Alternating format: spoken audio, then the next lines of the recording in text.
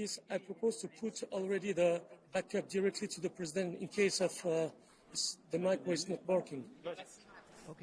Okay, do it. All right? I do it? Yes, do it. Okay. Put the backup over there and over there.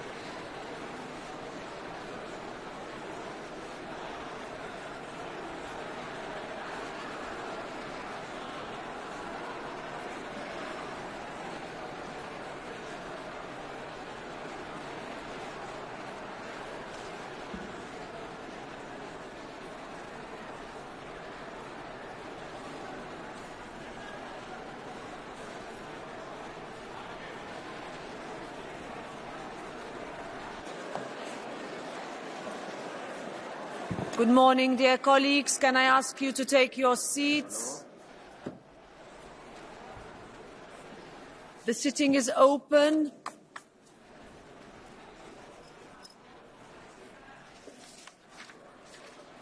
We have one procedural issue to deal with before the debate, and that is that we need to choose 2 new tellers for the vote, because 2 of the ones that we had on Tuesday are no longer available. So I will therefore now draw lots to appoint 2 replacements.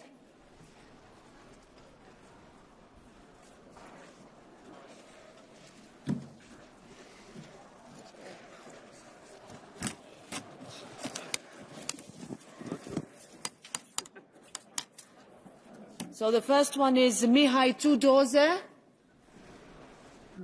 Would Mihai Tudorze accept to be teller? Is he here? 715. Okay. Would Diana Riba Ihiner be available? Yes, you will do it, Diana, to be a teller for the vote. Good, thank you, Diana.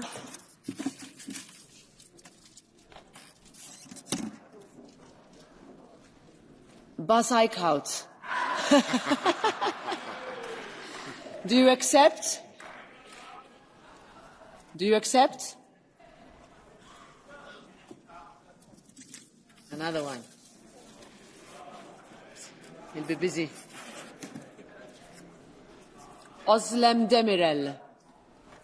Özlem. It's too early in the day. Okay. We'll try again. Siegbert Frank Droze. All right. Hopefully last one. Kathleen van Bremt. Is she here, Kathleen? Yes, can you do it? Will you be teller? Okay. Good, thank you.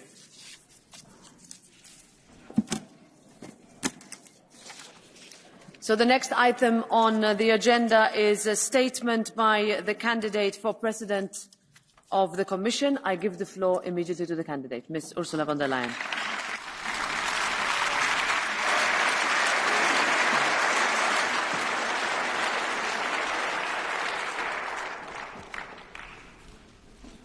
Thank you, Madam President, dear Roberta. Let me first congratulate you. Let me congratulate you from the bottom of my heart for your renomination. I think your success is a mirror for the outstanding work you've been doing in this House of Democracy.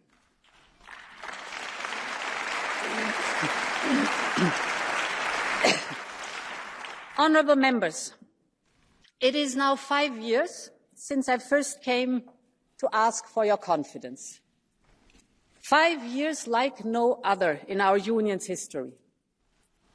I will always remember the spine-tingling moments we shared here together in this hemicycle. From standing, of course, in front of you asking for your confidence 5 years ago, to proposing Next Generation EU, I will never forget the appearance of President Zelensky at the beginning of the Russian war in Ukraine, when even the translators could not hold back their tears. I will never forget the empty chair poignantly left out for Alexei Navalny as his daughter spoke on his behalf, or the moments of silence for those who lost their life in the pandemic. But also the moments of song for the ode of joy or auld lang syne. And I will never forget the last words of David Sassoli calling for a new and united Europe.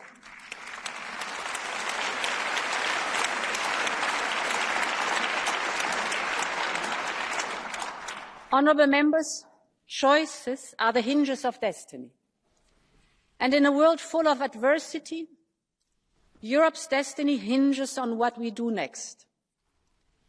Despite the momentous things we have done and overcome, Europe now faces a clear choice, a choice which will shape our work for the next 5 years, but it will also define our place in the world for the next 50. The choice comes down to whether we will be shaped by events and the world around us, or whether we will come together and build our future for ourselves. And that choice is ours. Europe cannot control dictators and demagogues across the world, but it can choose to protect its own democracy. Europe cannot determine elections across the world, but it can choose to invest in the security and defense of this continent. Europe cannot stop change, but it can choose to embrace it and invest in a new age of prosperity and improving our quality of life. But, honourable members, for us to choose the Europe of tomorrow, we must acknowledge how people feel today. We are in a period of deep anxiety and uncertainty for Europeans. Families are feeling the pain from the cost of living and housing. Young people are concerned about the planet, their future, and the prospect of war. Companies and farmers are feeling squeezed. And all of this is a symptom of a world in which everything is weaponized and contested, where there is a clear attempt to divide and polarize our societies. I am deeply concerned about these trends, but I'm convinced that Europe, a strong Europe, can rise to the challenge. And this is why I'm asking you for your confidence today, because like you, I came into politics to make a difference for all of society, to deliver for the generation of my children and grandchildren, like those who came before us did. And I am convinced that the version of Europe since the end of World War II, with all its imperfections and its inequalities, is still the best version in history.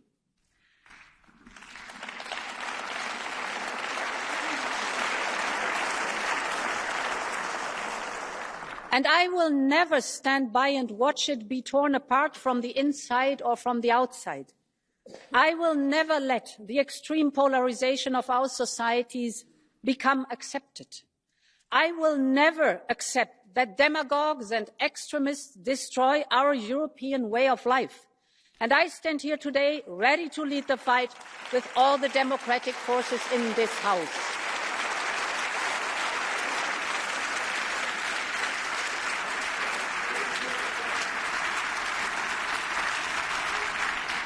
And this is the vision I have set out in my political guidelines. A vision of a stronger Europe that delivers prosperity, that protects people and that defends democracy. A stronger Europe that delivers social fairness and supports people.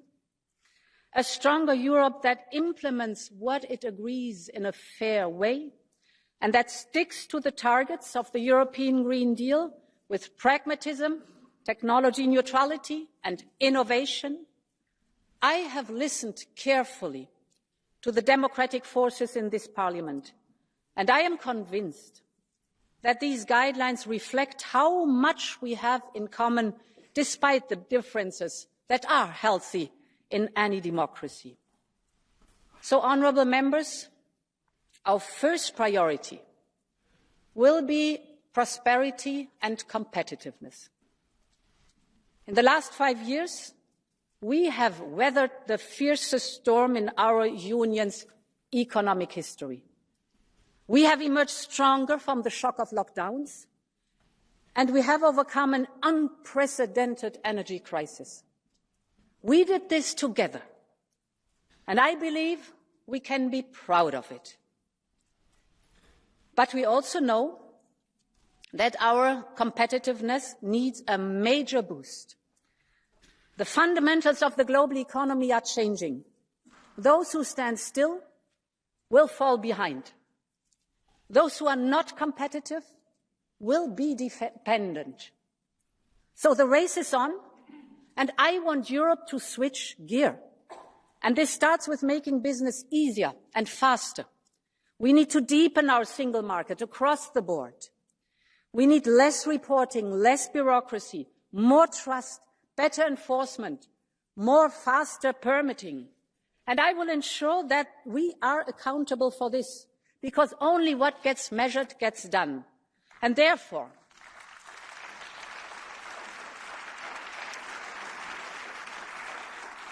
I will task each commissioner to deep dive in their portfolio and to deliver concretely on burden reduction.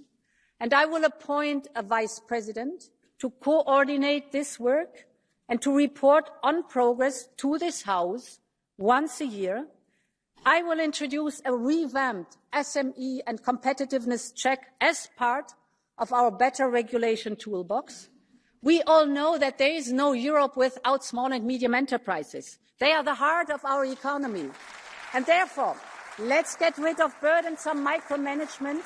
Let's give them more trust, better incentives. Our SMEs deserve it. Honourable members, prosperity and competitiveness. Let me give you some figures. In the first half of this year, 50% of our electricity generation came from renewables, homegrown and clean. Investments in clean technologies in Europe have more than tripled in this mandate. We attract more investments in clean hydrogen than the United States and China combined. In the last years, we have concluded with global partners 35 new agreements on clean tech, hydrogen and critical raw materials. This is the European Green Deal in action. So I want to be clear. We will stay the course on our growth strategy and the goals that were set for 2030 and 2050. Our focus will now be on implementation and investment to make it happen on the ground. And this is why I will put forward a new clean industrial deal in the first 100 days of the next mandate. It will channel investment in infrastructure and industry, in particular for energy-intensive sectors. This will help create lead markets in everything from clean steel to clean tech. It will speed up planning, tendering and permitting. We must be faster and simpler, because Europe is decarbonizing and industrializing at the same time. So our companies need predictability for their investments and their innovation. And yes, they can rely on us. And in this logic, we will enshrine our 90% target for 2040 in our European climate law. Our companies need to plan their investment for the coming decade already today. But this is not only for business, it's also for business, but not only for business. For our young people, the children, the teenagers of today, 2030, 2040, 2050 is just around the corner. They know that we have to reconcile climate protection and a prosperous economy. And they would never forgive us if we do not rise to the challenge. So this is not only a matter of competitiveness, but, honourable members, this is also a matter of intergenerational fairness. The young people deserve that we act on this one.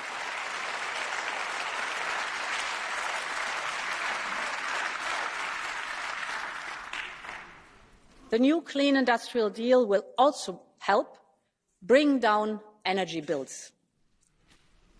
We all know that structurally high energy prices hamper our competitiveness.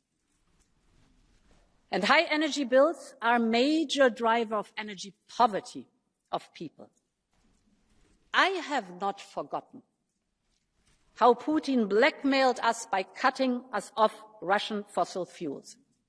But we withstood together. We invested massively in homegrown, cheap renewables.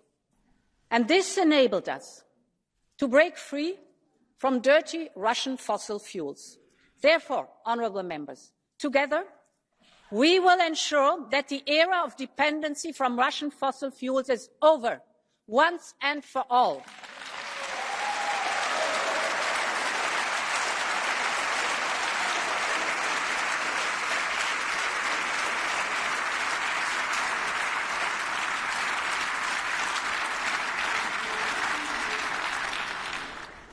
Honourable members, Europe needs more investment, be it farming or industry, digital or strategic technologies, but also more investment in people and their skills. This mandate has to be the time of investment. And this starts with completing our capital markets union and mobilising more private funding. Every year, 300 billion euros of European family savings go from Europe to foreign markets because our capital markets are too fragmented. And then this money is often used to buy innovative European companies from abroad, and the companies leave. This has to change. We need to leverage this enormous wealth to create growth here in Europe. And this is why we will propose a European Savings and Investments Union.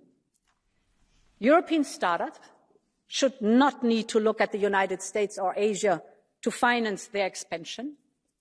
They must find what they need to grow right here in Europe. So we need a deep and liquid capital market, and we need a competition policy that supports companies to scale up. Europe must be again the home of opportunity and of innovation.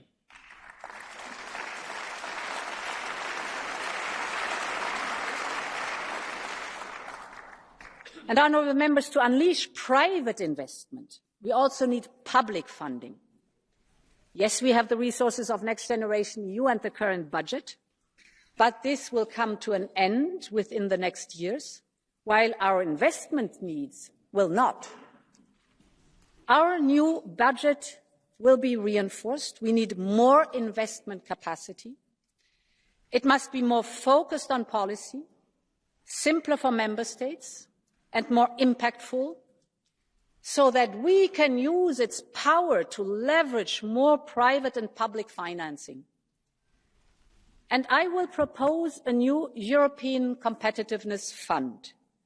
It will be focused on common and cross-border European projects that will drive competitiveness and innovation, notably to support the Clean Industrial Deal. It will ensure that we develop strategic tech and manufacture right here in Europe, be it AI or clean tech. The future of our prosperity must be made in Europe. That is clear, and this is something we really have to press on, honourable members.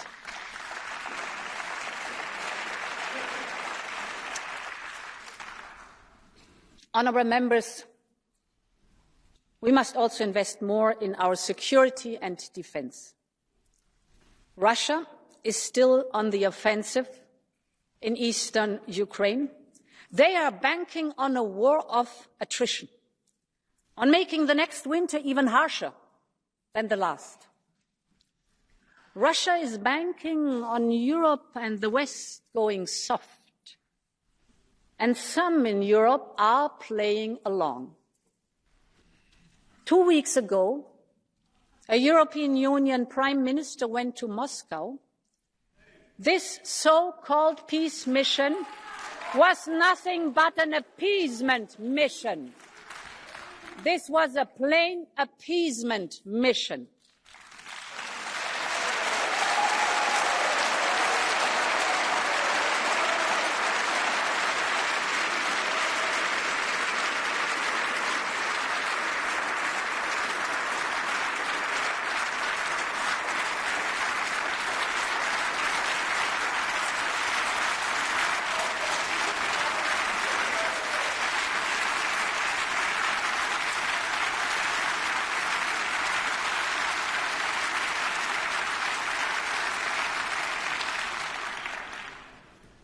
only 2 days later, Putin's jets aimed their missiles at a children's hospital and maternity ward in Kyiv. And we all saw the images of children covered with blood. We saw the mothers trying to bring young cancer patients to safety. That strike was not a mistake. It was a message, a chilling message from the Kremlin to all of us. So, honourable members, our answer has to be just as clear. No one wants peace more than the people of Ukraine, a just and lasting peace for a free and independent country. And Europe will stand with Ukraine for as long as it takes. This is our message.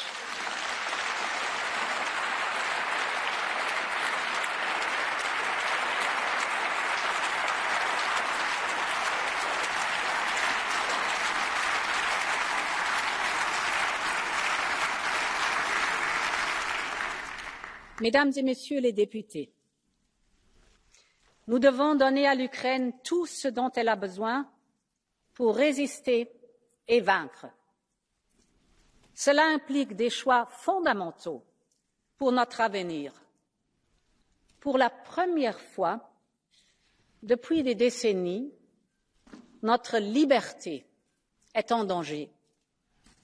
Nous sommes responsables pour faire tout ce qui est nécessaire pour protéger nos citoyens européens. Protéger l'Europe, c'est le devoir de l'Europe. Alors, je pense qu'il est temps de construire une véritable Union européenne de la défense.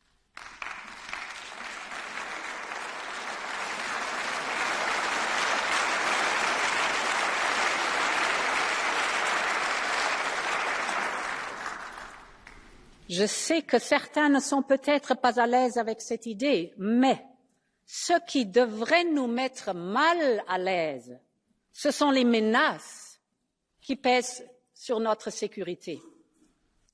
Soyons très clairs. La sécurité nationale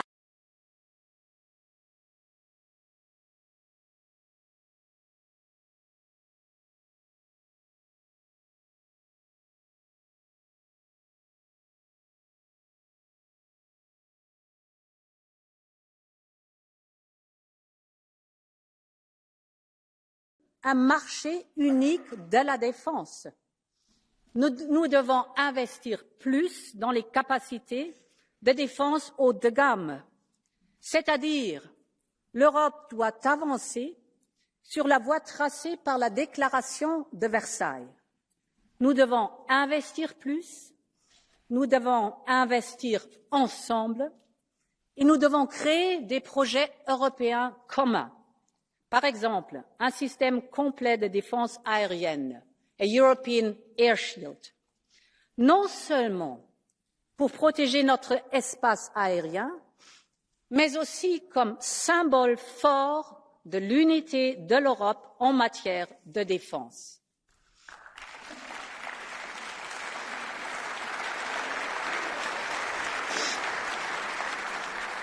Honourable members, security is not only about external threats. Cyber and hybrid threats are growing. Organised criminal networks are infiltrating our economy. Most of them use corruption. They are causing fear and innocent people's death with their brutal violence. They earn enormous amounts of money from drug trafficking, ransomware, fraud, trafficking in human beings, and they are not limited by national borders. So it's necessary that we respond to this growing threat on a European level. We must make sure that police can work across Europe without borders.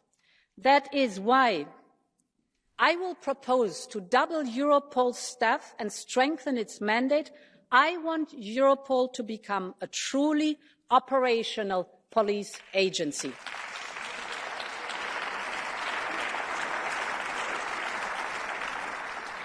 And we must also do more to secure our external borders. Our eastern border in particular has become a target for hybrid attacks and provocations. Russia is luring migrants from Yemen up north, exploiting their misery and pushing them deliberately against the Finnish border. We should always keep in mind a member state's border is a European border, and we will do everything we can to make them stronger. And this is part of the reason why we must strengthen Frontex, to make it more effective while fully respecting fundamental rights. I will propose to triple the number of European border and coast guards to 30,000.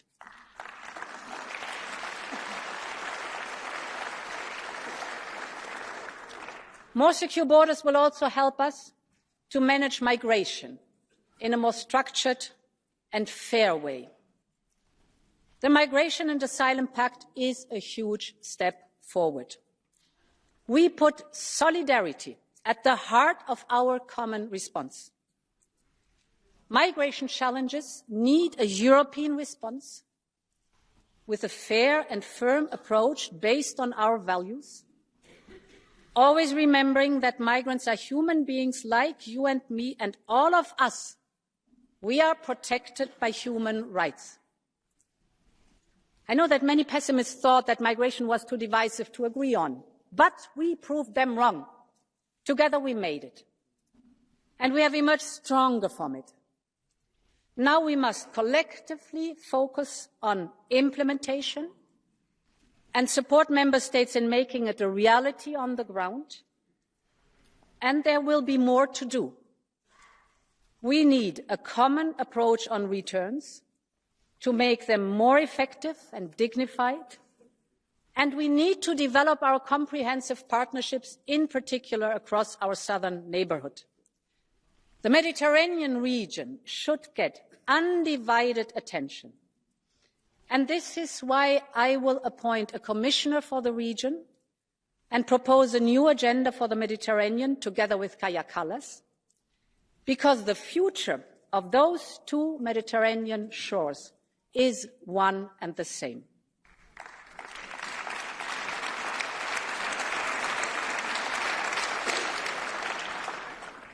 Honourable members, our neighbourhood is home to our future too. Inviting countries into our union is a moral, a historical, and a political responsibility. It is an enormous geostrategic responsibility for Europe. Because in today's world, a larger union will be a stronger union. It will strengthen our voice in the world. It will help reduce our dependencies. And it will ensure that democracy, prosperity, and stability spread across Europe.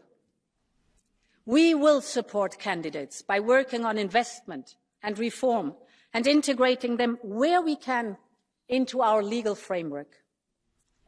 Accession will always be a merits-based process, and we will ensure that all countries are ready before joining. But completing our union is also in our own core interest, and it will be a core priority for my Commission. I'm deeply convinced history is calling again. The Western Balkans, Ukraine, Moldova and Georgia have made their free choice. They have chosen freedom over oppression. They have chosen democracy over dependency. And some of them are paying a very high price for this choice. So we must do our choice too and show steadfast commitment that their future will be free, will be prosperous, and will be in our European Union.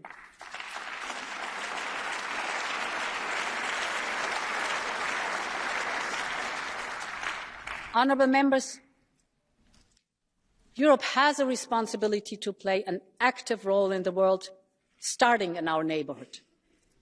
and in particular in the Middle East. I want to be very clear. The bloodshed in Gaza must stop now.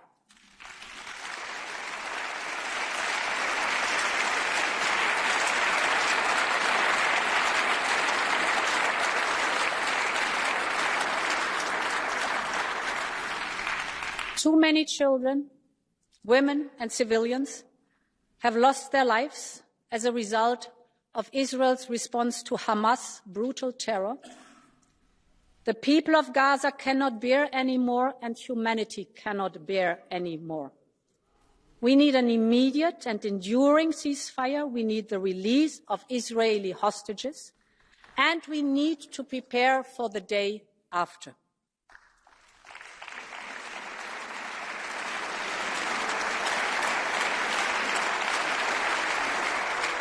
Europe must play its part. We have massively increased our humanitarian aid to almost €200 million in 2024, and we will do more. We are now working on a much larger multi-year package to support an effective Palestinian Authority. The two-state solution is the best way to ensure security for both, to Israelis and Palestinians. And people in the Middle East deserve peace, security and prosperity, and Europe will stand by their side. Meine Damen und Herren Abgeordnete, Europa bietet eine einzigartige Lebensqualität. Von umfassender sozialer Sicherheit bis zu erstklassigen regionalen Lebensmitteln. Rapsfelder, Weinberge, Obstwiesen. Das bedeutet nicht nur gutes Essen und Trinken, sondern sie sind auch ganz konkret Teil unseres Heimatgefühls. Und deshalb ist die Zukunft der Landwirtschaft ein so wichtiges und so sensibles Thema für uns in Europa. Wir müssen es schaffen, die Gegensätze zu überwinden und gemeinsam mit allen Beteiligten gute Lösungen zu finden. Und deswegen habe ich den strategischen Dialog zur Zukunft der Landwirtschaft in Europa ins Leben gerufen. Er bringt Landwirtinnen und Landwirte, Umweltgruppen und Expertinnen aus der gesamten Nahrungsmittelkette an einen Tisch. Ich habe versprochen, gut zuzuhören und von ihnen zu lernen, und das tue ich. Ich werde gute Empfehlungen aufnehmen und eine neue europäische Strategie für unsere Landwirtschaft und den Nahrungsmittelsektor vorlegen. Ich werde mich dafür einsetzen, dass Landwirtinnen und Landwirte ein faires Einkommen haben.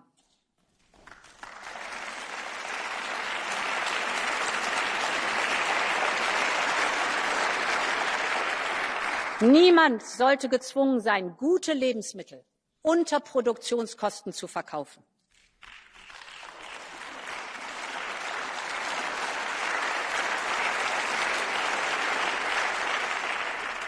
Wir müssen die Position unserer Landwirtinnen und Landwirte in der Wertschöpfungskette der Ernährungswirtschaft stärken.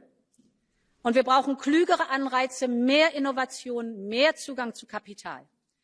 Wer nachhaltig mit Natur- und Artenvielfalt umgeht und dazu beiträgt, den CO2-Haushalt ins Lot zu bringen, der muss angemessen dafür entlohnt werden.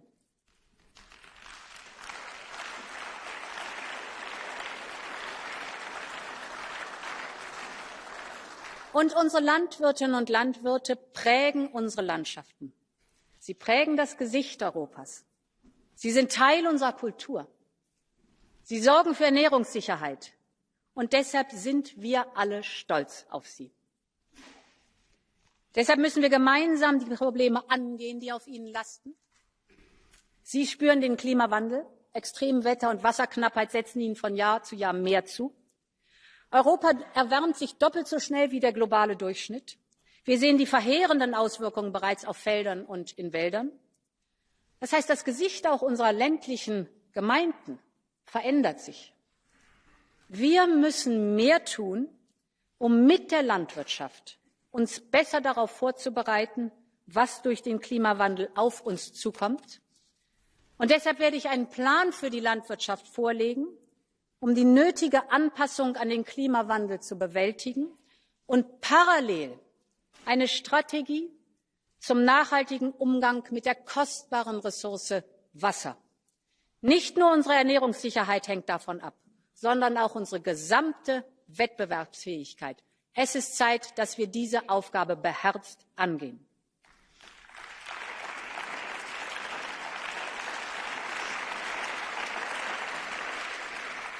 Honourable members, our quality of life and our very social fabric are unique.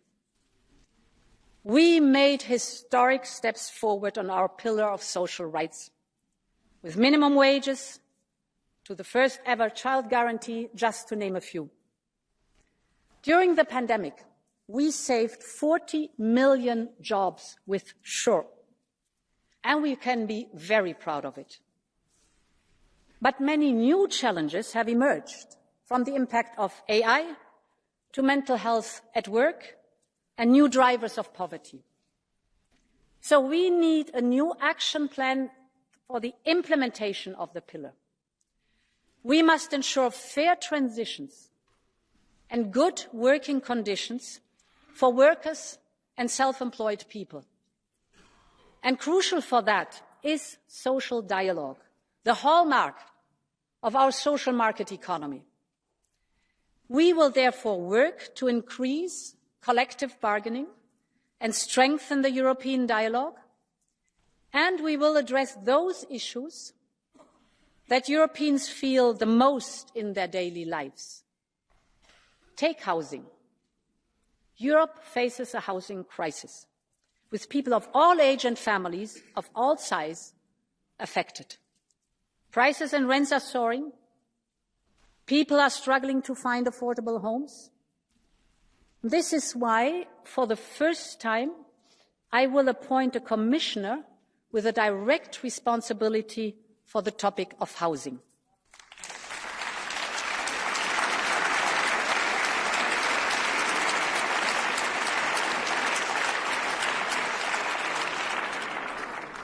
We will develop a European affordable housing plan to look at all the drivers of the crisis and to help unlock private and public investment needed.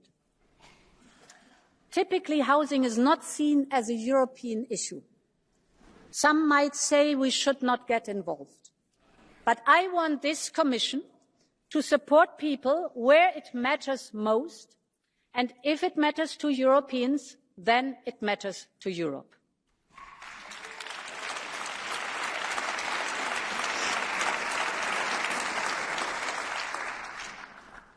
Honourable Member, this is how we can strengthen our society. This means ensuring that every region in every part of Europe is supported. No one is left behind. I am committed to a strong cohesion policy designed together with regions and local authorities. I want Europe to be the best place to grow up in and the best place to grow old in. We must enable young people to make the most of Europe's freedom, from a stronger Erasmus Plus to more citizens' engagement. But we must also protect young people. Childhood and teenage years are the time when our character is formed, our personality develops, our brain is shaped by triggers and emotions. So this is an amazing time of development, but also a time of real vulnerability. And we see more and more reporting on what some call a mental health crisis. I believe that social media and excessive screen time and addictive practices have played their part. And I must tell you, my heart bleeds when I read about young people harming themselves or even taking their lives because of online abuse. I think of those last moments and the pain they must have felt. I think of their parents and their friends, and this is devastating. So, honourable members, we can never accept this in our society. We will tackle the plague of cyberbullying. We will take action against addictive design of some platforms. and we will convene the first ever European-wide inquiry on the impact of social media on the well-being of young people. We owe it to them, and we will not rest until we've done right to them.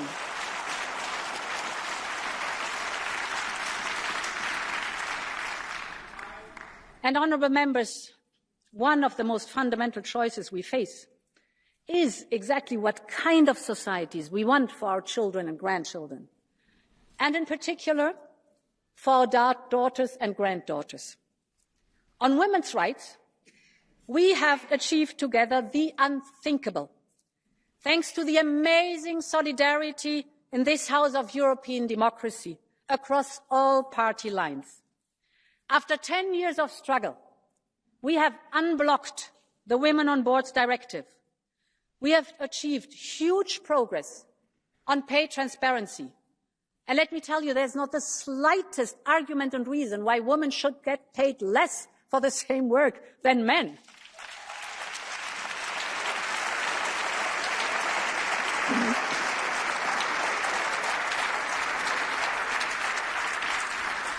But there's still so much to do. Stop the rise in violence against women, reconcile care and career, actually not only for women, but women are mostly affected. Close the pay and pensions gap, because it is no coincidence that poverty in old age has a female face. And there's so much more to do. So let's work together to develop a roadmap for women's rights. Let's keep moving forward. If not now, when then?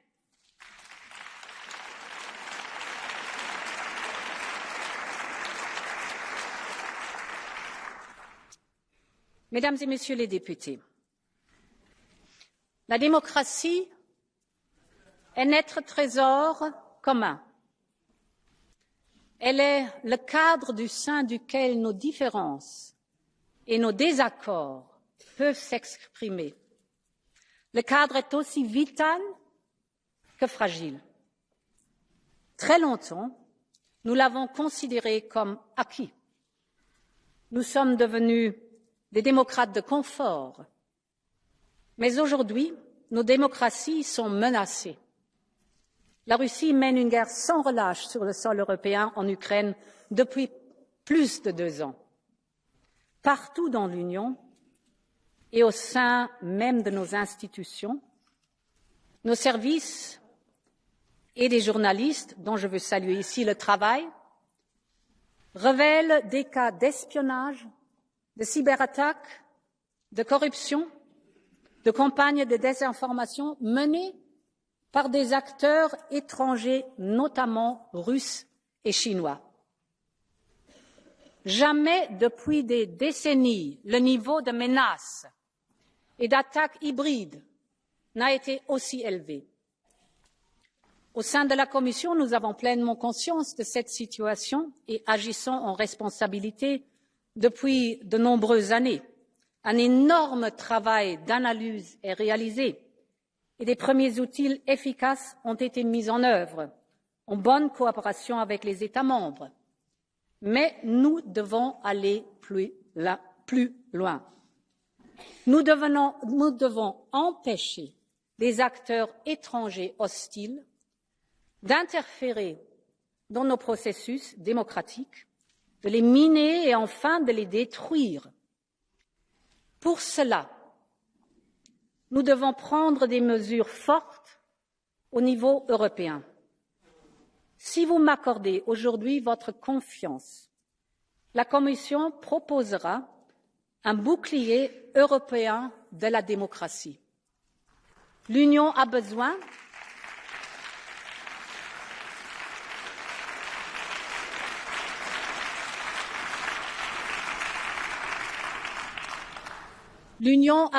de sa propre structure dédiée à la lutte contre les manipulations de l'information et des ingérences étrangères.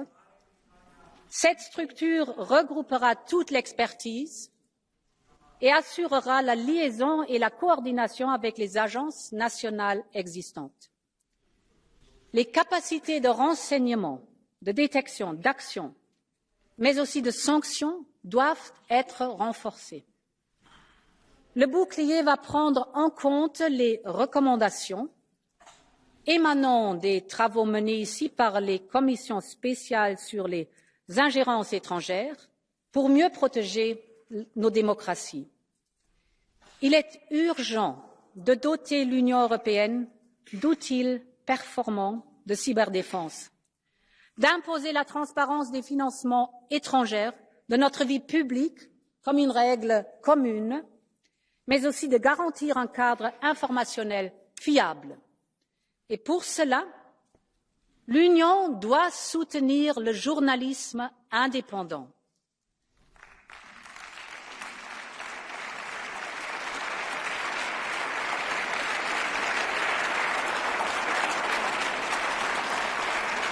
L'Union doit continuer à faire respecter les règles aux géants du numérique et encourager toujours davantage les programmes d'éducation aux médias.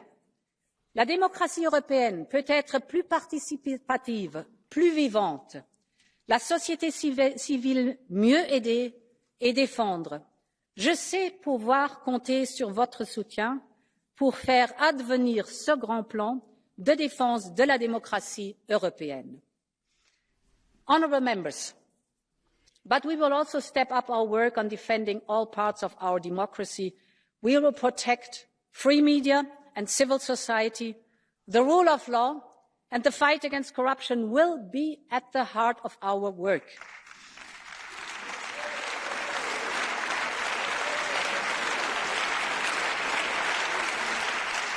We will strengthen all tools and we will step up our enforcement.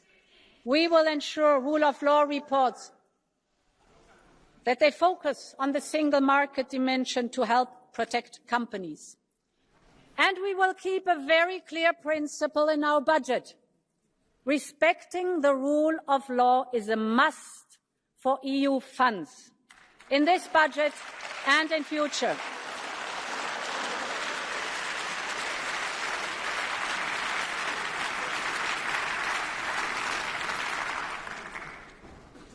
And, honourable members, progress is a constant work we have to do. We need an ambitious reform agenda to ensure the functioning of a larger union and to increase democratic legitimacy. While reforms were necessary before, with enlargement, they become indispensable. So we must use this as a catalyst for change in terms of our capacity to act, our policies and our budget. And we will, of course, focus on what we can already do, and this is a lot, but we should be more ambitious. I believe we need treaty change where it can improve our union.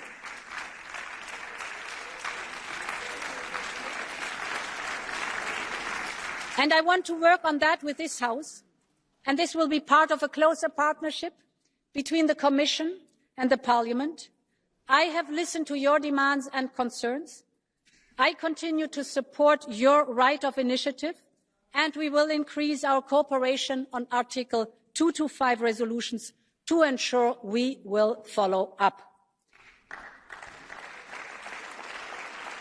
We need to revise the framework agreement to ensure more transparency, more accountability, more presence in the Parliament. When all institutions work together and move together, Europe moves forward. Honourable members, to finish, at the start of this second mandate, his second mandate, Jacques Delors said, notre communauté est non seulement le fruit de l'histoire et de la nécessité, mais aussi de la volonté. This is the fundamental choice that we face. History is knocking at our doors. The need for Europe will be stronger than ever. Our determination has to match. That is what has brought our continent together. Not the inscrutable forces of fate, but the power of people striving for more. Like the 3 prisoners on Ventotene Island in the 40s, who laid out a vision of a united continent. And like the post-war generation who built peace on coal and steel, people stood unarmed in the face of Soviet tanks, who put carnation into rifles and tore down a wall with their bare hands. People who still risk their life today for this dream called Europe. Generation after generation have made Europe, have chosen a strong Europe. And now that responsibility is up on us. The last 5 years, we have shown what we can do when we work together. So let's do it again. Let us make the choice of strength. Let us make the choice of leadership. Let us make the choice of Europe. Thank you very much, and long live Europe.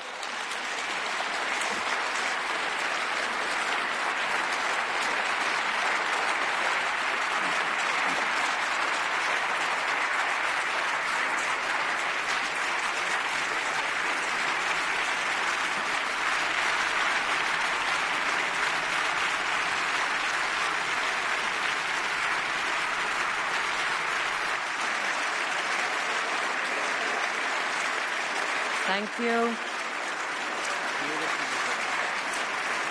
Thank you. Thank you very much to the candidate for President of the Commission. Now I give the floor to the political groups, starting with Manfred Weber for the EPP.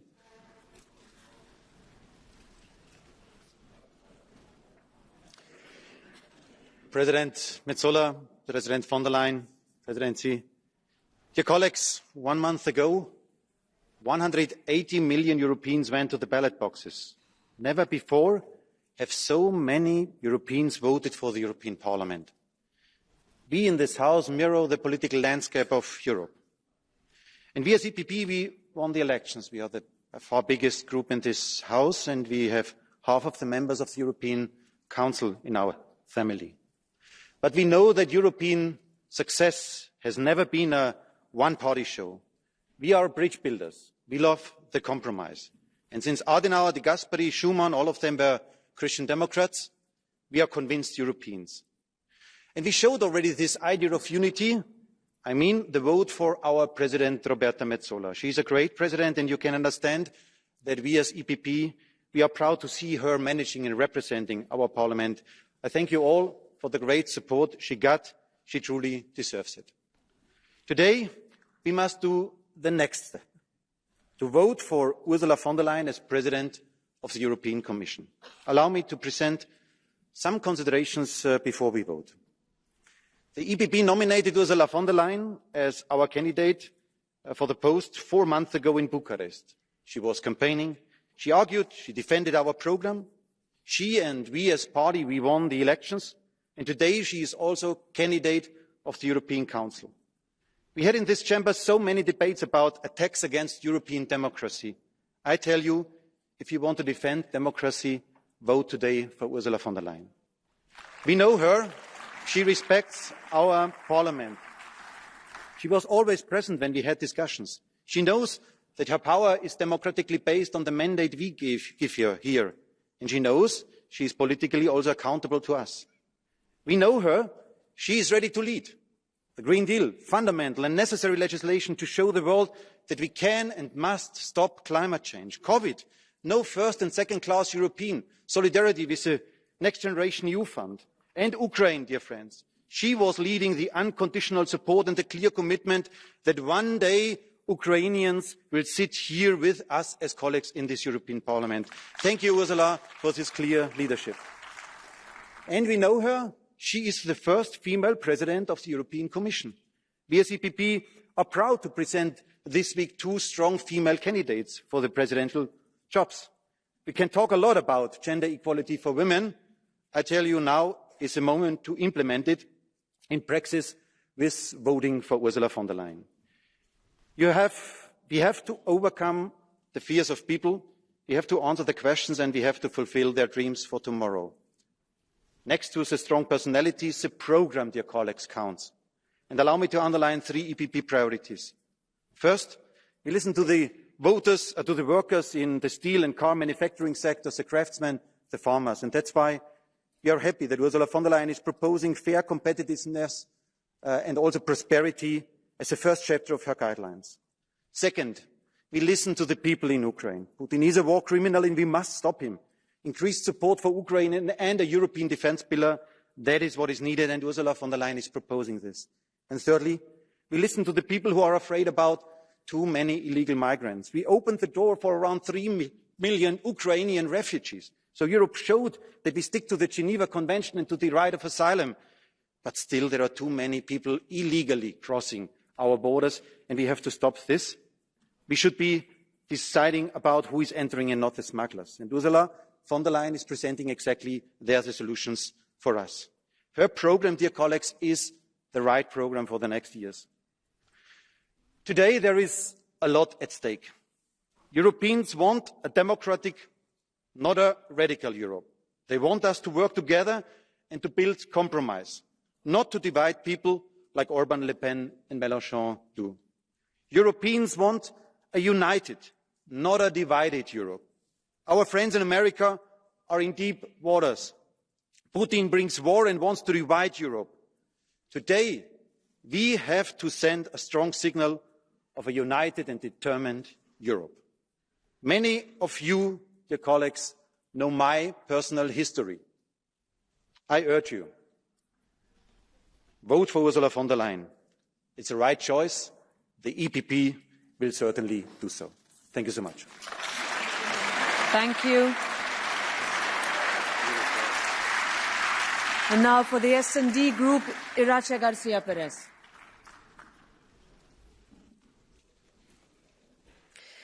Gracias, presidenta Metsola.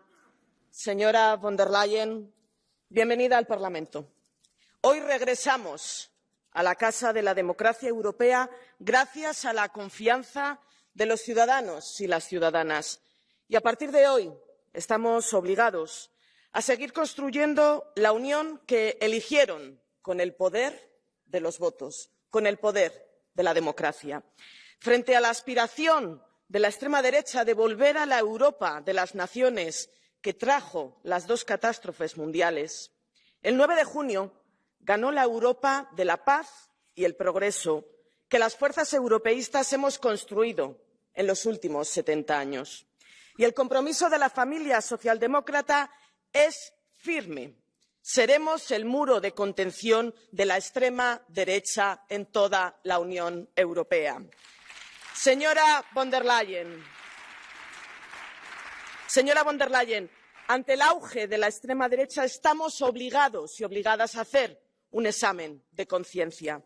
Hace mucho tiempo que la socialdemocracia advertimos que asumir las ideas de la extrema derecha solo conduciría a dar credibilidad a las fuerzas que quieren acabar con el modelo de progreso y de libertad. Y también hace mucho tiempo que alertamos que hay demasiados ciudadanos en la pobreza, sin empleo, sin salarios dignos y sin viviendas asequibles. Señora von der Leyen, la socialdemocracia es una fuerza imprescindible para garantizar la gobernabilidad de la Unión Europea en los próximos 5 años.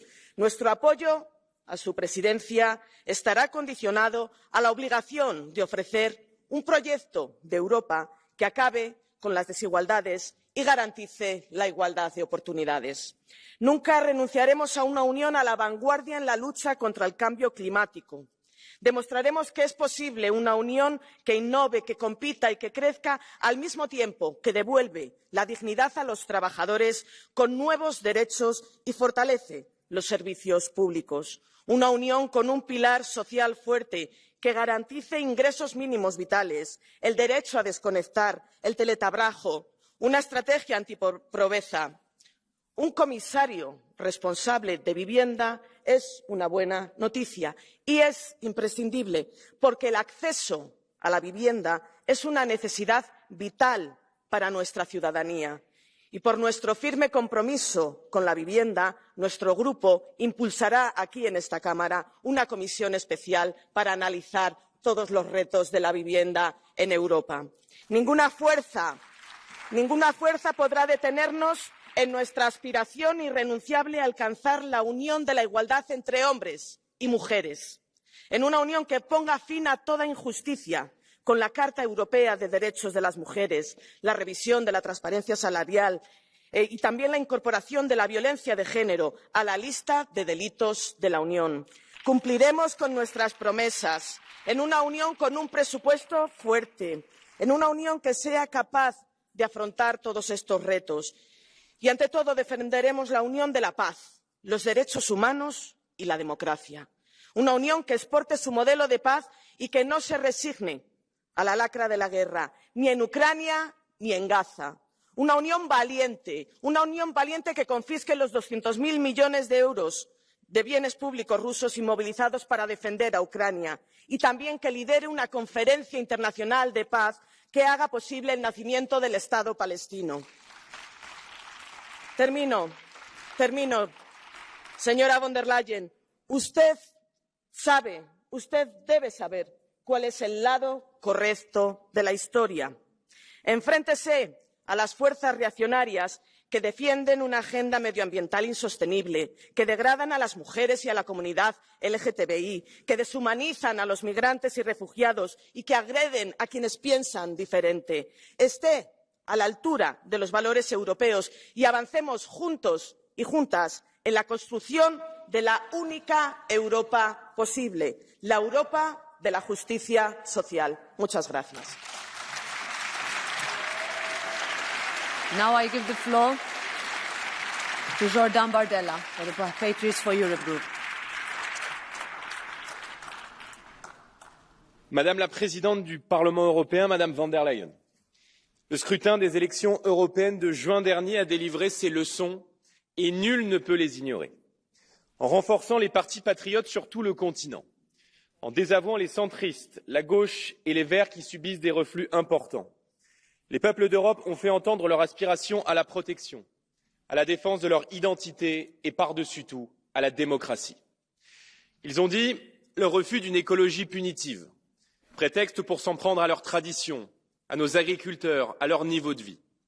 Ils ont dit leur refus de supporter une inflation de normes toujours plus contraignante, au moment même où vous légitimez le grand déménagement du monde et une naïveté commerciale qui fait de nous une proie pour les grandes puissances de ce monde. Ils ont exprimé le refus de l'immigration de masse et leur volonté de protéger nos frontières. Ce cri du cœur ne peut rester sans réponse.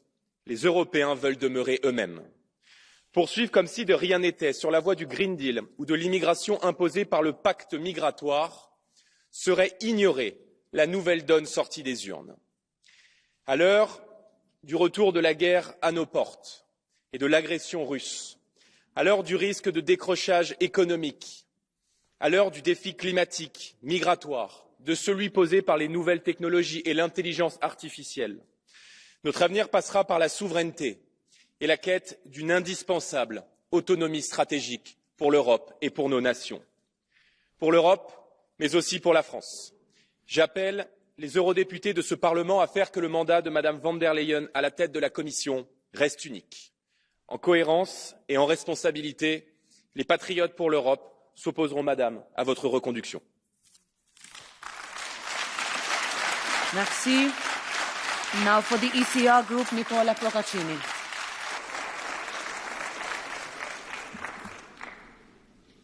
Grazie Presidente Metsola e buon lavoro. Presidente von der Leyen, voglio deludere subito chi si aspetta una indicazione di voto da parte dell'ECR. Il nostro gruppo parlamentare è composto da partiti che non rinunciano alle loro prerogative nazionali ed ognuno si esprimerà sulla base del proprio interesse nazionale. Noi siamo conservatori perché difendiamo i valori che hanno forgiato l'Europa, oltre che la civiltà occidentale. Ma siamo conservatori anche perché, a differenza di altri, difendiamo i trattati istitutivi dell'Unione Europea, dove è scritto che la scelta della Presidenza della Commissione, tenuto conto del risultato delle elezioni europee, appartiene ai governi nazionali e la sua ratifica al Parlamento europeo. Presidente von der Leyen, 4 giorni fa la testata giornalistica Politico ha scritto che il suo destino non è nelle mani del Partito Popolare Europeo e neanche dei conservatori europei e neanche di Fratelli d'Italia, ma è nelle mani dei grandi sconfitti alle elezioni di poche settimane fa. I Verdi, innanzitutto, i socialisti come Timmermans, ma anche i liberal trascinati a fondo dalla debacle del partito di Macron. Comprenderà che qualcosa sta andando storto. Non abbiamo nulla di personale contro di lei, intendiamoci. Per quasi tutto il suo mandato lei è stata costretta a rincorrere le istanze delle sinistre, perché il Consiglio europeo, la Commissione ed il Parlamento di 5 anni fa erano ostaggio di una maggioranza di sinistra. Oggi non più. Oggi, grazie al risultato delle elezioni europee, ma grazie soprattutto al risultato nelle elezioni nazionali tenutesi in tutti gli Stati dell'Unione Europea, i nostri concittadini hanno in maggioranza sposato le idee di buonsenso del centrodestra. Credo che lei debba tenerne conto. Noi resteremo ciò che siamo, persone misurate nei toni ma ferme nei principi. Come quel giovane universitario della destra italiana, divenuto simbolo trasversale di giustizia e coraggio che lei, Presidente Metsola, ha giustamente citato martedì e di cui domani ricorrerà il 32esimo anniversario dalla sua vigliacca uccisione, Paolo Borsellino. Parafrasando una delle sue affermazioni più conosciute, è bello vivere per ciò in cui si crede. Grazie. Grazie. Now for Renew Europe Group, Valérie Ayé.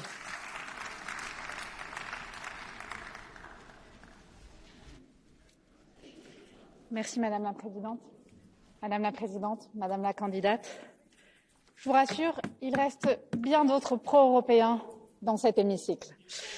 Parce que les Européens se sont exprimés clairement le 9 juin, en faisant porter au sein de cet hémicycle clairement une majorité pro-européenne. N'en déplaise à ceux qui veulent faire croire le contraire et n'en déplaise à ceux qui ne veulent pas reconnaître le résultat des urnes. Madame von der Leyen, la liberté, c'est ce qui a fondé l'Europe. Et c'est ce qui guide tous les engagements de ma famille politique. À travers elle, ce sont nos valeurs fondamentales qui se jouent. Liberté d'être qui l'on veut. Liberté d'aimer qui l'on veut. Liberté de travailler, liberté d'entreprendre, liberté de vivre dans un environnement sain. La liberté, c'est ce qui constitue notre Europe, notre avenir. Et notre feuille de route pour les 5 prochaines années, elle est claire. Nos attentes, celles de Renew Europe, ont pour seul but de garantir aux Européens d'exercer leur liberté. En 4 points. Premièrement, nos valeurs européennes. L'état de droit. Nous savons tous qu'il y a aujourd'hui en Europe des dirigeants qui ne respectent plus nos principes démocratiques de base. Au premier rang desquels, disons-le, Viktor Orban. Vous avez, Madame von der Leyen, le pouvoir de faire avancer l'article 7. Vous avez aussi le pouvoir de renforcer le mécanisme de conditionnalité. L'heure n'est plus à l'hésitation. Mais nos valeurs ne s'arrêtent pas aux seules institutions. Nous le voyons à travers l'Europe, la tentation de la marche arrière sur les droits fondamentaux est réelle. Alors je vous demande de faire tout votre possible pour inscrire le droit à l'IVG dans la Charte européenne des droits fondamentaux. Deuxième priorité,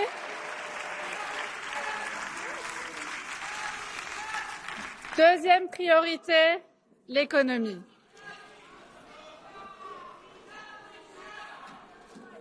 This is the third time you've done this.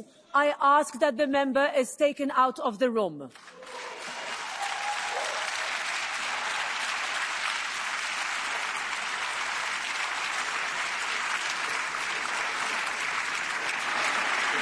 Let me repeat. I ask that the member is taken out of the room now.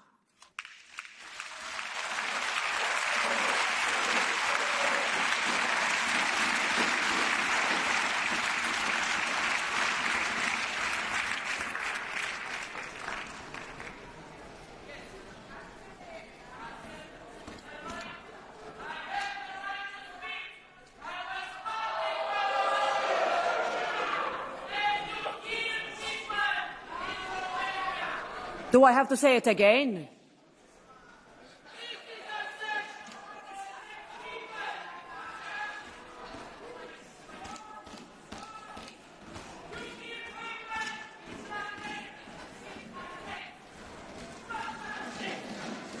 I would ask you also not to shout at the ushers.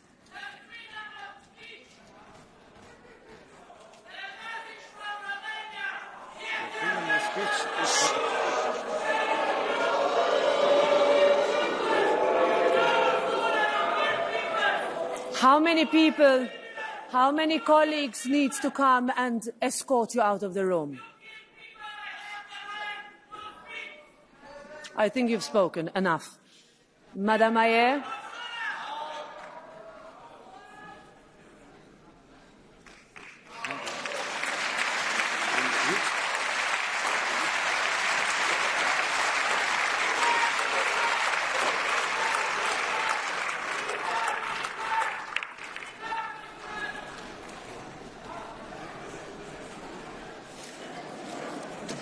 Madame Ayer, tu peux continuer.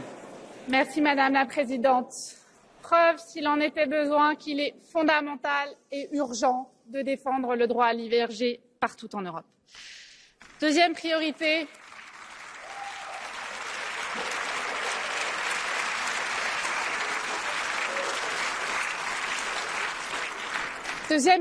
l'économie. Nous attendons de vous, Madame von der Leyen, d'agir pour la prospérité du continent, à travers un triple choc. Choc de simplification, choc d'investissement, choc d'innovation. Simplifions la vie de nos entrepreneurs et de nos PME. Accélérons nos investissements et la construction de projets. Et pour cela, il nous faut une véritable loi européenne d'accélération pour la délivrance des permis. Accélérons aussi l'union des marchés de capitaux pour décupler les investissements et les possibilités d'épargne. Donnons-nous les moyens de faire revenir nos usines. Faisons de notre Europe une terre d'excellence et d'innovation. Une terre d'industrie de pointe qui serve notre autonomie stratégique. Et au sommet de nos priorités industrielles, il y a, vous l'avez évoqué également, la défense. J'en viens à mon troisième point. L'Europe doit pouvoir se défendre elle-même. Ce n'est plus un exercice de pensée, c'est une urgence vitale. Nous devons renforcer le Fonds européen de défense. Et ça joue demain, Madame la Présidente, avec la présentation du prochain cadre financier pluriannuel. Nous devons investir pour faire naître un vrai marché européen de la défense. Les États-Unis comptent un seul type de char, les Européens 17. Comment peut-on prétendre être efficace en étant si fragmenté? Et il ne s'agit évidemment pas que de nous.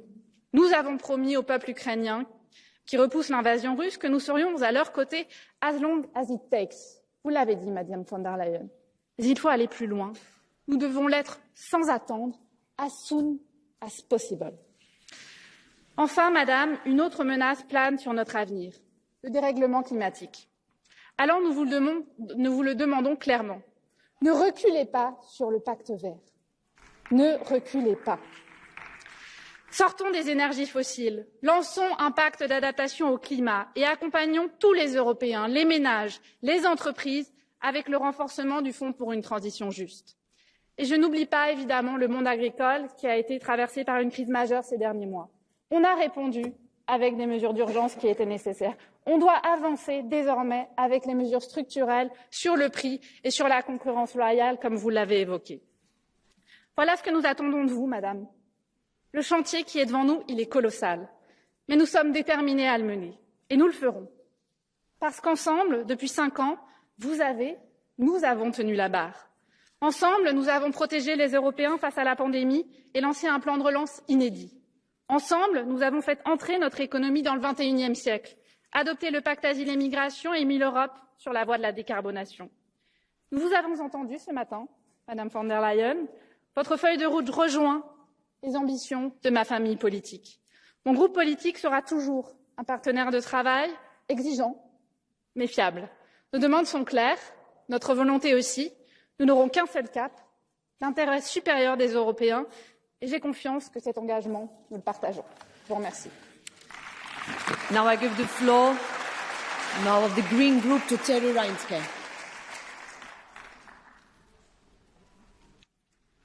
Thank you, President. Dear candidate for the Commission presidency, dear colleagues, we are at a decisive moment for the future of the European Union. Today's vote will be one important step in setting the course for the next 5 years in Europe. We all know that the challenges ahead of us are huge, and this places an enormous responsibility on our shoulders. We see right now that climate change already today affects us all. This summer shows it once again. Parts of Europe are withering in the heat. In other regions, entire livelihoods are being destroyed in the floods. Not continuing on the path towards climate neutrality right now, taking detours or even pausing would be the completely wrong thing to do.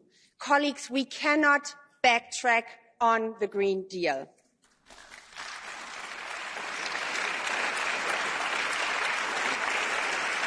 We need to go the next step. We need a climate adaptation law to make us more resilient and, for example, protect our critical water supplies. The Green Deal is about nothing less than our survival on this planet, and we should treat it with the needed seriousness. Colleagues, the green transition is the greatest challenge of our generation. In order to maintain our prosperity, we need to massively invest in greening our industries.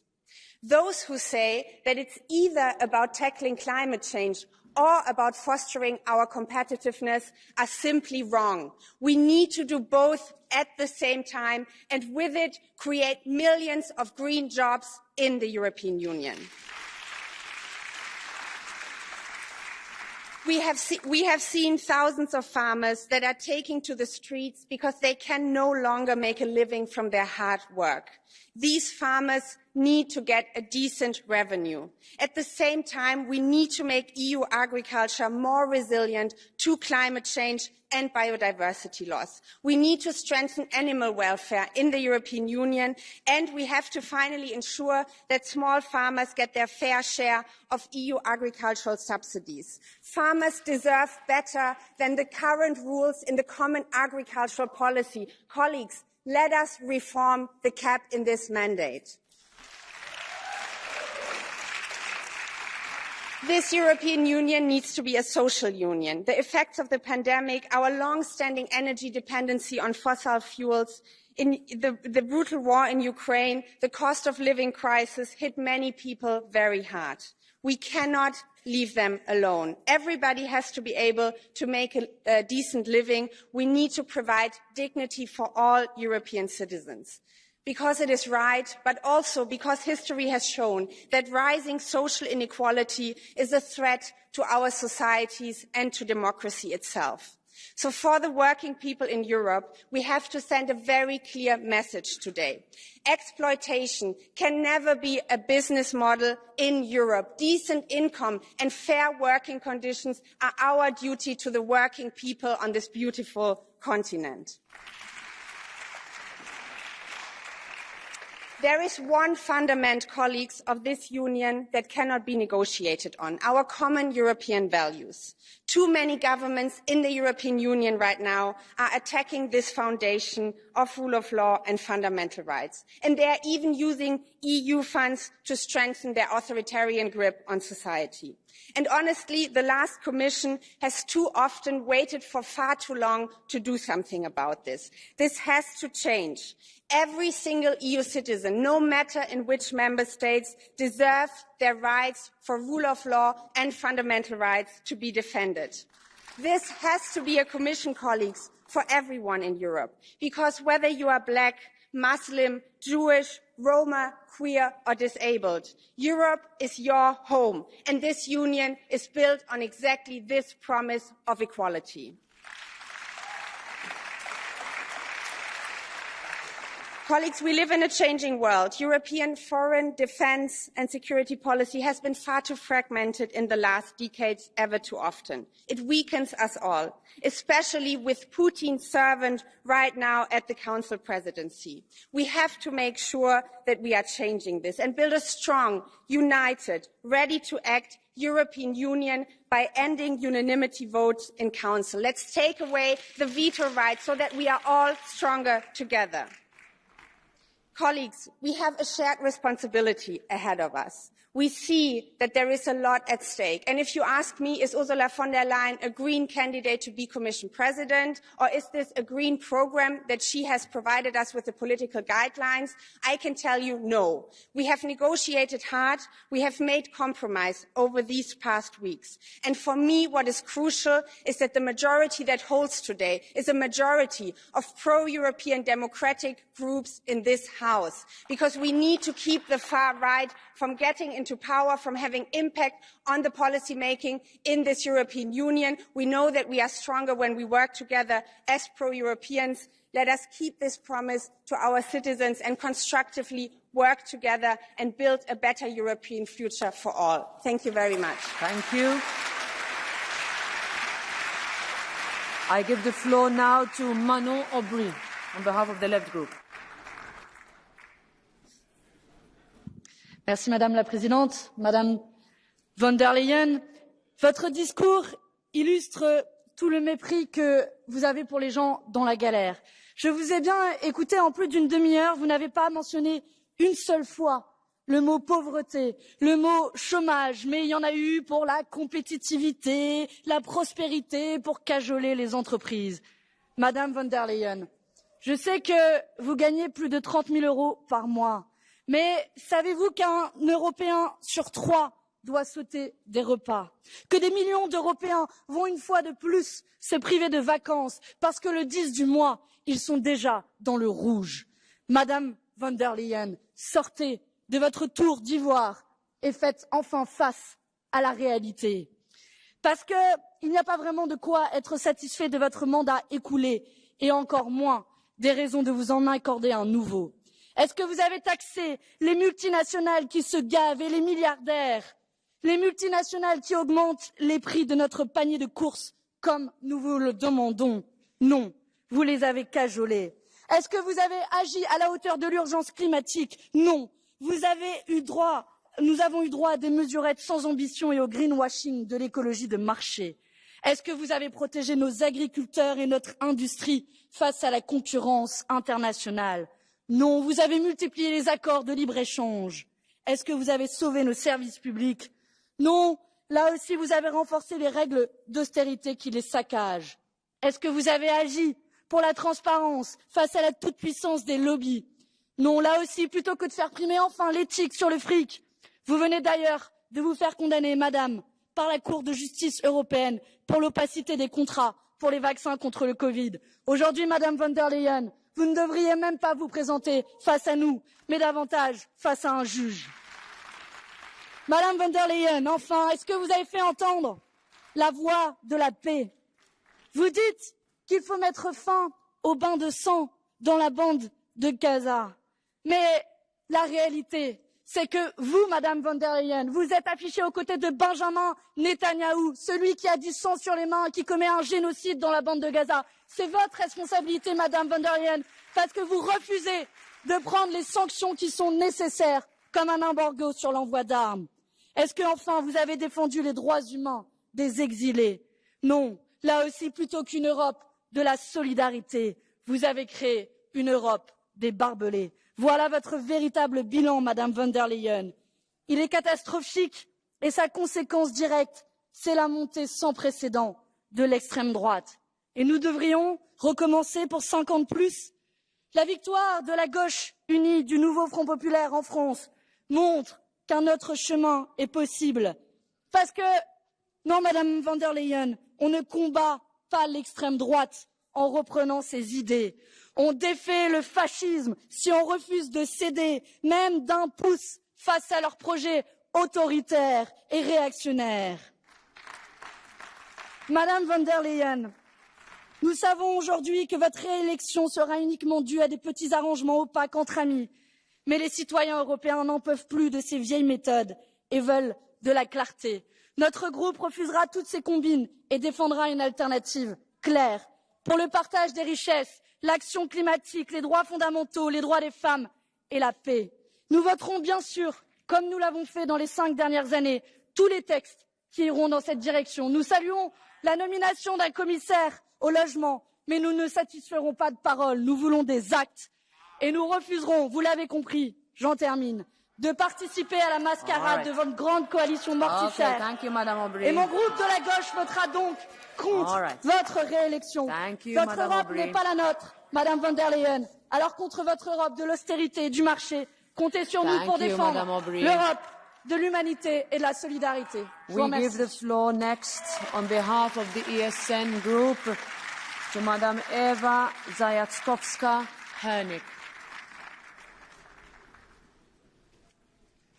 Pani Przewodnicząca, Szanowni Europosłowie, Pani Urszulo, najwyższy czas, by ktoś wprost Pani powiedział to, co o Pani myśli zdecydowana większość Europejczyków. Wybranie Pani na stanowisko przewodniczącej Komisji Europejskiej w poprzedniej kadencji było ogromnym błędem i niektórzy do dzisiaj mają kaca po tej decyzji. Jest Pani twarzą Europejskiego Zielonego Ładu, który niszczy europejską gospodarkę i rolnictwo, który prowadzi do tego, że z Europy robi się gospodarczy skansen. Jest Pani twarzą wszystkich unijnych klimatycznych wariactw, które prowadzą do tego, że my, Europejczycy, stajemy się coraz biedniejsi.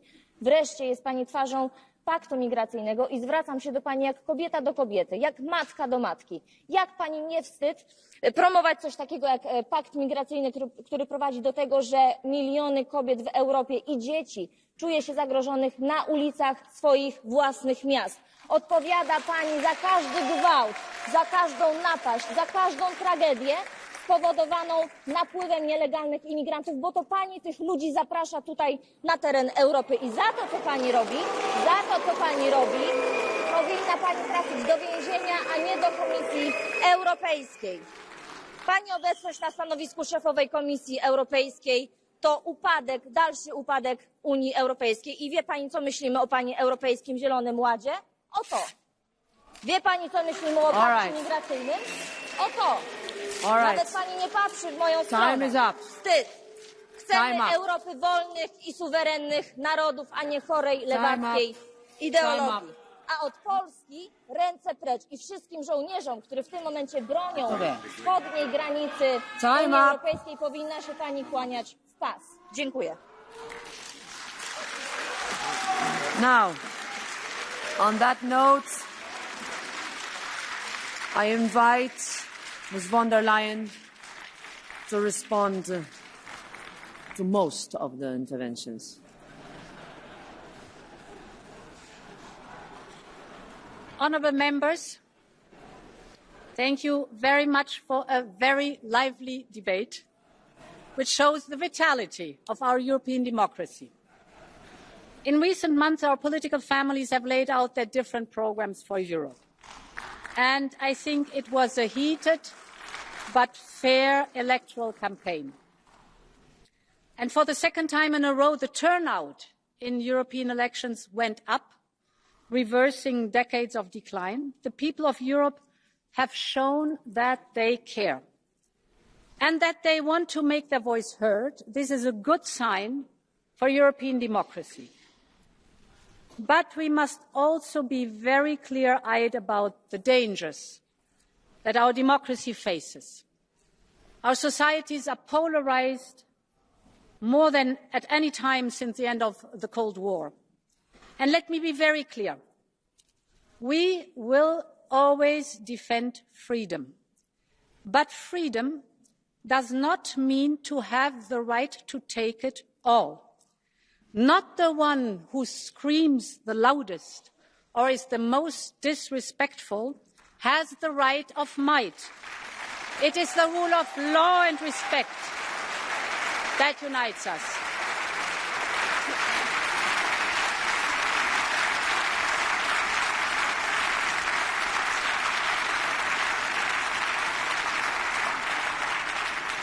And thank you for the show of wide support in this House of Democracy, for the respect for each other as the foundation of democracy.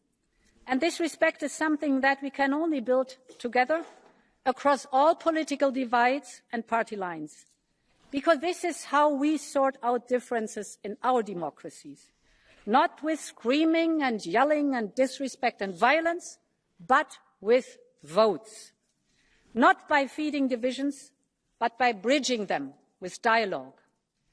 And over the last month, I've listened to all the democratic forces in this parliament in a spirit of dialogue and respect. And this is reflected in the political guidelines that I have just presented. Now it is time for the democratic forces to come together and to move Europe forward, because there's so much more that unites us than divides us. And this is the essence of Europe. That is the story of Europe. We are united in diversity and in adversity. And let me conclude with the last public words that my friend David Sassoli addressed to Europeans just days before he passed away. La speranza siamo noi. We, the people of Europe, are our best hope in a dangerous world. And today, Europe's hope rests on your hands, the democratic forces. Thank you, and long live Europe. Thank you.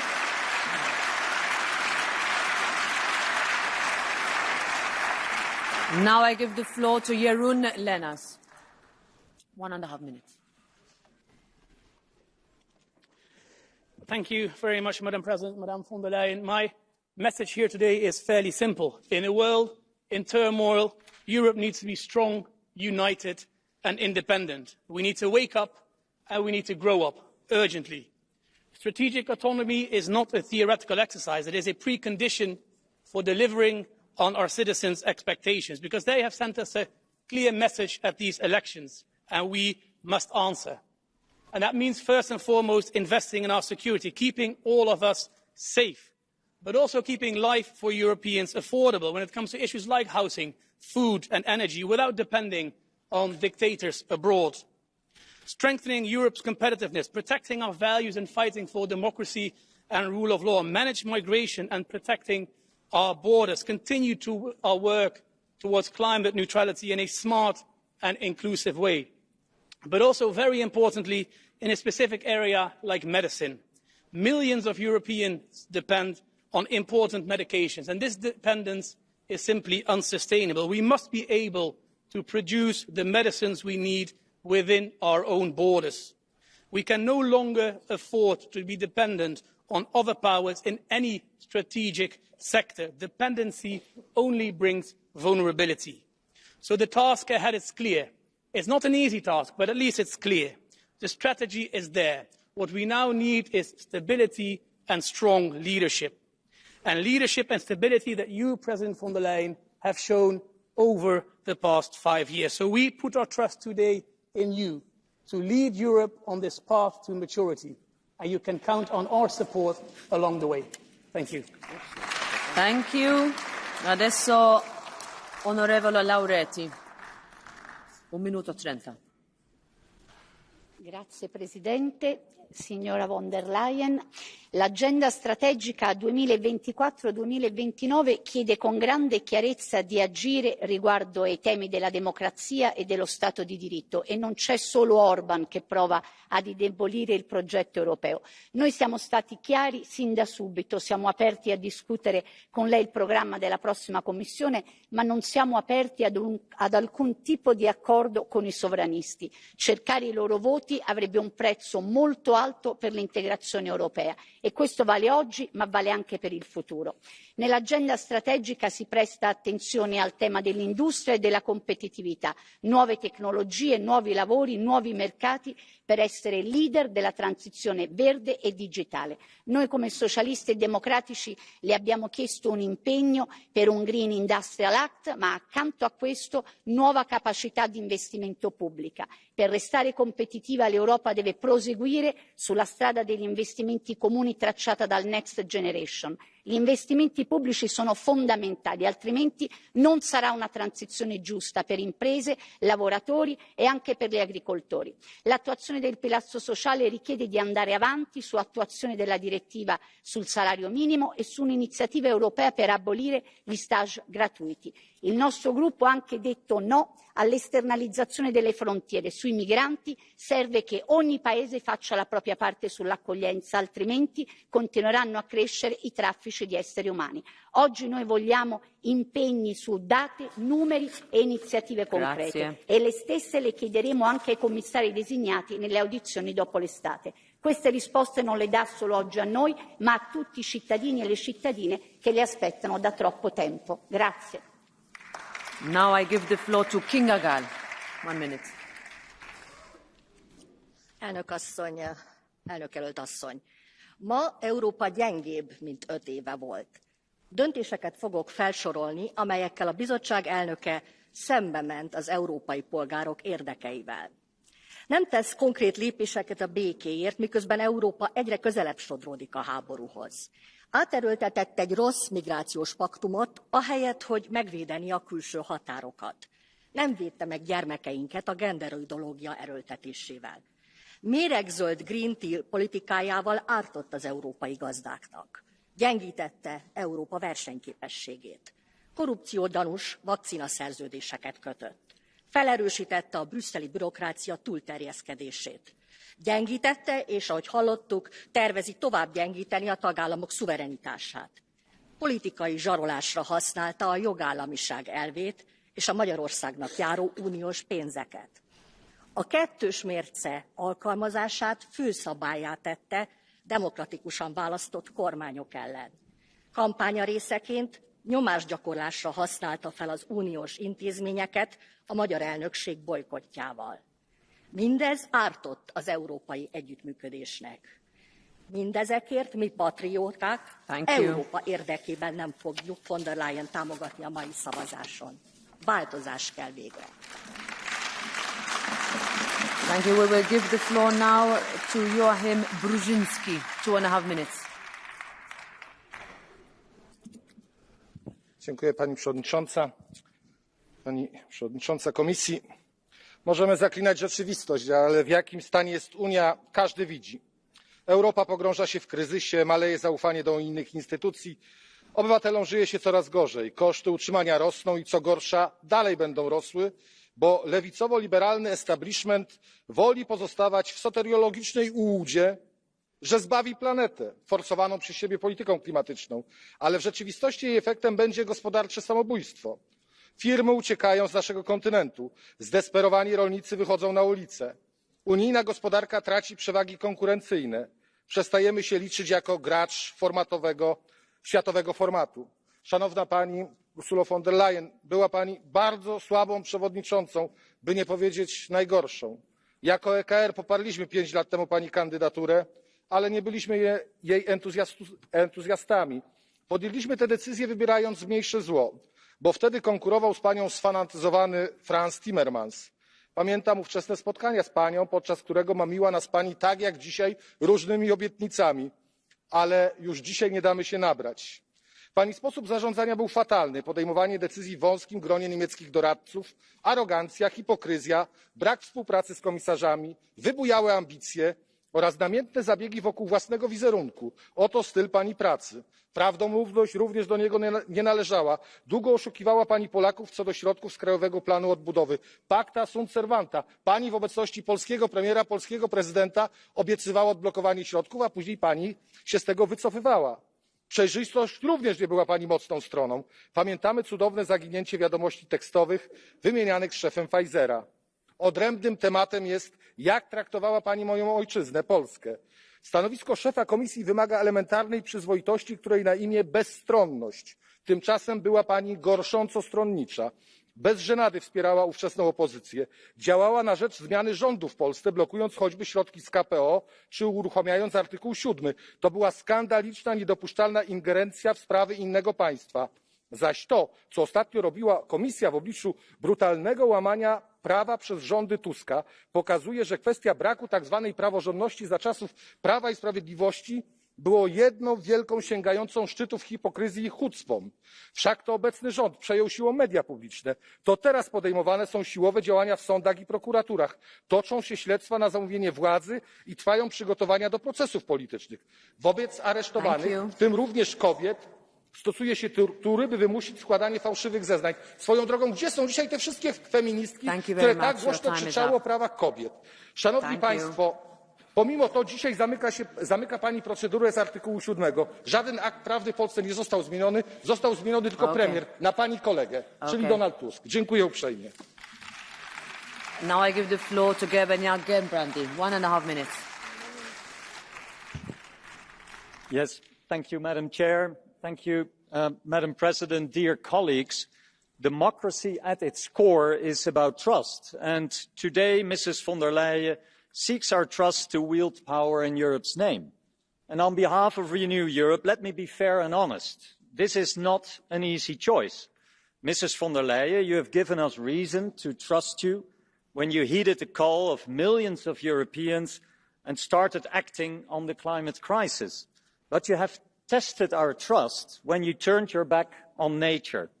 European citizens, including farmers, need protection against extreme weather and the mass extinction of life on our planet.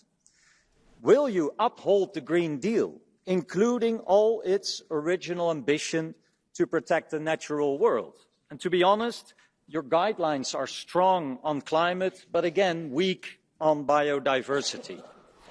You are a pro-European Democrat, and your party, which you lead, has won the European elections. We are ready to give you a second chance, but not a carte blanche. Mrs. von der Leyen, will you not only talk like a Democrat, but act like one as well? And our President, Roberta Metsola, just showed that only a firm hand works with extremists. European citizens need your protection against national leaders tearing the fabric of our values apart. Will you finally stand up to them? And if so, you will have our votes and our trust. Thank you. Thank you very much. Now, Lee Anderson, 1 minute.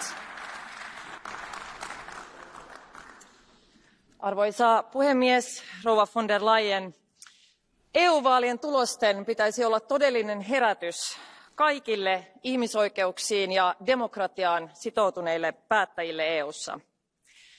Nyt on korkea aika löytää oikeita ratkaisuja niihin huoliin, niihin ongelmiin, joiden kanssa ihmiset kamppailevat ympäri Eurooppaa. Hintojen noustessa yhä harvemmalla riittää tulot yhä vähempään ja talouskurin paluu Eurooppaan kurittaa erityisesti pienituloisia. Juuri nyt pitää asettaa panostukset reiluihin työehtoihin ja sosiaaliseen oikeudenmukaisuuteen eurooppalaisen päätöksenteon keskiöön. Köyhyyden torjunta ja kohtuuhintaisen asumisen edistäminen ovat erittäin tärkeitä tavoitteita, mutta strategiat, seminaarit ja kauniit sanat eivät riitä. EU:n pitää käyttää myös lainsäädäntövaltaansa ja siksi kysyn teiltä, mihin jäivät konkreettiset toimet työhyvinvoinnin edistämiseksi, yritysvastuun varmistamiseksi ja reilujen työehtojen varmistamiseksi kaikille eurooppalaisille? Juuri tällaiset aloitteet pitää olla sosiaalisesti oikeudenmukaisen politiikan keskiössä. Kiitos. Next, Sarah Knafo, 1 minute. Madame la Présidente, chers collègues, aujourd'hui, quelles que soient vos nationalités ou vos partis, vous allez dire aux peuples européens qui vous êtes vraiment. Êtes-vous au service de ces peuples ou êtes-vous leur bourreau? Des millions d'Européens réclament la liberté. Allez-vous les en priver 5 ans de plus ou alors voulez-vous leur annoncer que vous croyez en eux, en leur intelligence, en leur créativité, en leur avenir? À Madame von der Leyen, je demande, que vous ont fait les Européens pour que vous les traitiez avec tant de mépris? Madame von der Leyen, vous n'avez aucune promesse, mais vous avez un bilan. Pensons-nous vraiment régler nos problèmes avec ceux qui les ont créés? Nous voterons donc 3 fois non. Non, car nous votons pour ceux qui défendent la liberté, jamais pour ceux qui la piétinent. Non, car nous votons pour ceux qui garantissent la prospérité et jamais pour ceux qui précipitent le déclassement. Non, car nous votons pour ceux qui protègent les Européens, jamais pour ceux qui les exposent à l'immigration et à l'islamisation. Ce sera donc non, non et non. Ne soyez pas politiciens, soyez européens. Nous sommes la civilisation de la liberté. Prouvez-le. Merci. Now I give the floor to Judita Lasakova. 1.5 minutes. Vážená pani predsedníčka, vážení prítomní, pani Ursula von der Leyen. V roku 2019 ste sa stali komisárkou a ja som vám držala palce. Boli ste vyústením boja žien za politické práva. V mojich očiach dokonca následovníčka Emmeline Pankhurst. Očakávala som, že príležitosť využijete na maximum. Keď si pomyslím, akých úspechov dosiahla Eleanor Roosevelt, ktorá bola iba, v úvodzovkách, iba manželkou. Dnes ste však pre mňa veľkým sklamaním. A to nie kvôli tomu rozhodnutiu Všeobecného súdu. Pre mňa je sklamaním komisia pod vašim vedením. Na Slovensku sa advokát Ľubomír Krivočenko počas covidu udusil vo väzbe. Štát mal vyše 30 plúcnych ventilácií, ale on nedostal ani jednu. A mrzí ma to kvôli tomu, lebo vy ste v prvom rade lekárka. Ak štát pozbaví niekoho osobnej slobody, musí zabezpečiť, aby väzba bola na nevyhnutný čas a chrániť život. Alebo sme v EÚ prijali trest smrti ako formu trestu a iba ja to neviem. Advokát Krivočenko nebol jediný, kto v rokoch 2020 až 2023 umrel vinou štátu. Ani raz komisia pod vašim vedením neupozornila na porušovanie ľudských práv a slobôd na Slovensku. Ani raz. Krivenie práva dnešnou opozíciou v máji 2024 vyústilo do atentátu na Roberta Fica. Pani von der Leyen, ale ani ja, ani moji kolegovia nemôžeme za vás zahlasovať. Bola by to neúcta voči tým ženám, ktoré sa pričinili o rozvoj a ochranu ľudských práv. Ďakujem. Thank you. Next, Dolores Montserrat, 1.5 minutes.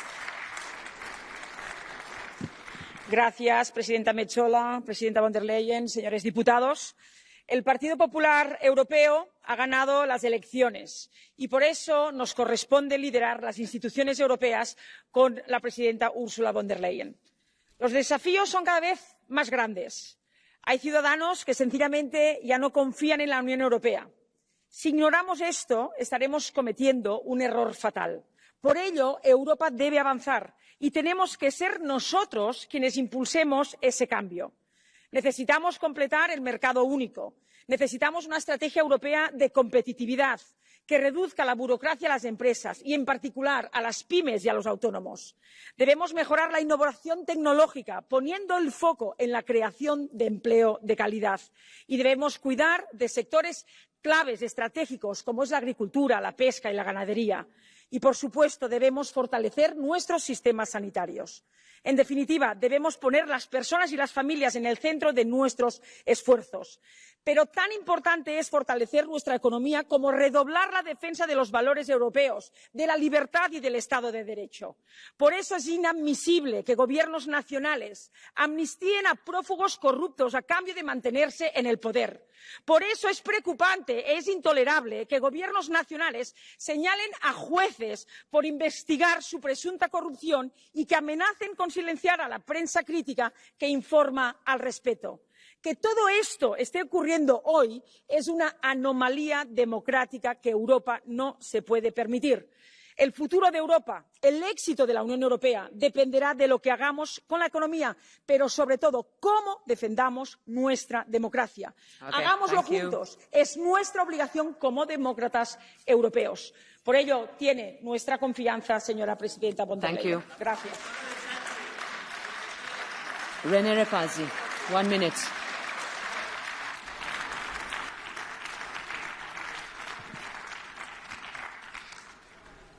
Frau Präsidentin, Frau von der Leyen, liebe Kolleginnen und Kollegen!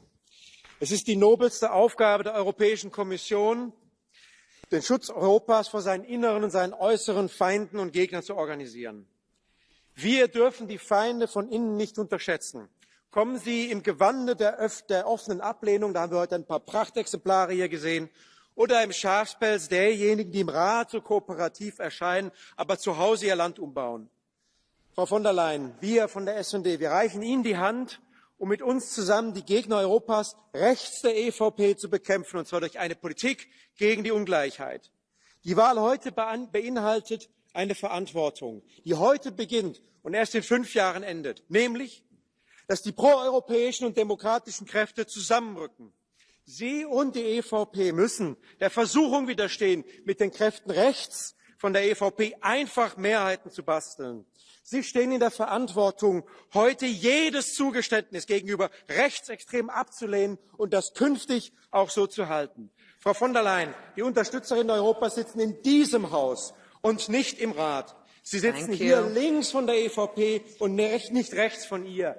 Daran werden wir Sie heute messen. Daran werden wir Sie und Ihre EVP in 5 Jahren messen. Klára Dostálová, 1.5 minutes.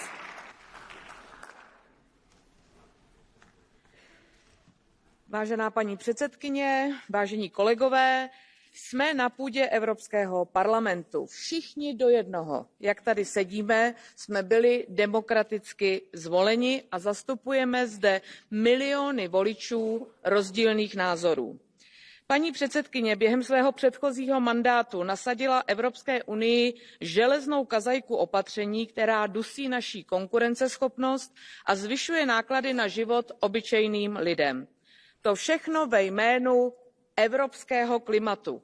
Ale žádný takový pojem neexistuje. Existuje pouze globální klima. A důsledkem této politiky je zvyšování závislosti Evropy na třetích zemích a její obrovská přeregulovanost. Evropané chtějí silnou, bezpečnou a konkurenceschopnou Evropu. Cílem Evropské komise by mělo být hledání společných cest napříč politickým spektrem ve všech členských státech. Namísto toho jsme svědky šachové hry, ve které jste se svévolně rozhodla, že figurky vašeho oponenta přestanou platit. Evropané potřebují pevnou půdu pod nohama, ne tekuté písky nejistoty. Namlouváte nám, že jedině vaše cesta je ta správná a každý, kdo s vámi nesouhlasí, je automaticky protievropský. To je zjednodušená a velmi nebezpečná logika, která podkopává základy, na kterých stojí naše unie. Kam se podělo naše společné heslo Evropská unie jednotná v rozmanitosti? Evropská unie byla postavena na principech tolerance, dialogu a respektu. Volby jasně ukázaly, že občané chtějí změnu, ale vy se místo toho doprošujete hlasů těch, kteří se chovají, jako by žádné volby nebyly. Prosím, respektujme voliče a jejich volbu. Děkuji. I give the floor to Charlie Weimers. 1 minute. Tack så mycket, fru talman, fru von der Leyen. Väljarna i Europa skickade en tydlig signal den 9 juni. De röstade fram en mitten-högermajoritet i det här huset. Men Ursula von der Leyen, ni och er borgerliga partigrupp EPP har valt att förhandla vänsterut och vi såg resultatet i ert tal idag. Kärnkraften nämndes inte med ett enda ord i talet efter 5 år av ensidig fokus på väderberoende kraft. Behovet av att utvisa illegala migranter nämndes inte med ett ord idag, trots att vi vet att vänstern stoppade återvändandedirektivet från att beslutas som en del av migrationspakten under förra mandatperioden. Subsidiaritetsprinciper respekteras inte. Ni vill syssla med bostadspolitik, hälsopolitik. Ni föreslår fördragsändringar som ni vet att vänstern här kommer att använda för maktöverföringar. Det är en grön vänsteragenda som vi hörde idag med politisk detaljstyrning och då kan inte vi rösta annat än nej till er idag. Tack. Thank you. Now João Coutrinho de Figueiredo, 1.5 minutes. Thank you, Madam President of the European Parliament, dear Roberta, Frau von der Leyen, distinguished guests, fellow MEPs. Today we are not choosing only a President of the European Commission and its political guidelines. I think we are actually choosing a destination and a path to that destination. We are choosing where we want Europe to be in 5 years' time, and we are choosing what measures will take us there. Because in 5 years' time, we will be held to account by our voters, and we'll have to tell them if we've chose the right destination, if Europe will once again be the beacon of freedom in the world, if Europe will be again a haven of peace and security or the land of opportunity and prosperity. And they will ask us if we chose the right path. Did we hear the legitimate concerns of our citizens? Did we make up the difficult choices that we have to make and the difficult reforms that we have to make to meet these concerns? And did we recognise, above all, that sustainable economic growth is the first priority in order to provide resources to meet all other challenges? These political times give us, all of us, an historical responsibility to provide decisive political leadership that will ensure we keep on the path to the right destination. Frau von der Leyen, my question to you is that if you are conscious of this responsibility and if you are prepared to discharge it together with this Parliament. Because from Renew, from the Liberals, you know what to expect. Loyal, constructive, but demanding cooperation to make sure that Europe keeps on the right path, reaches tonight the right destination. Let's get it done. Thank you. Thank you. Obrigado. I give the floor now to Lynn Boylan. 1 minute. The rule of law is the glue that binds our union together. Those are your words, Madam von der Leyen. So why is it that in your eyes some people are more equal in law than others? Why is it that human rights are applicable in some conflicts but not others? Why are the lives of Palestinians not worthy of the same human rights, the same international law, the same humanity? We are witnessing the most documented genocide in history, and still there are no consequences for Israel. When you declared Europe stands with Israel, when you stood shoulder to shoulder with Netanyahu, you green-lighted this genocide. The double standards, the hypocrisy with how you reacted to the conflict in Ukraine compared to Gaza has done untold damage on the world stage to the European Union. There has been no sanctions, no suspension of trade. In fact, EU money and arms continues to flow to Israel. 40,000 civilians slaughtered, children burned alive in their tents, and still no consequences. Colleagues, today, say no to genocide and say no to von der Leyen. I give the floor next to Christina Anderson. 1 minute.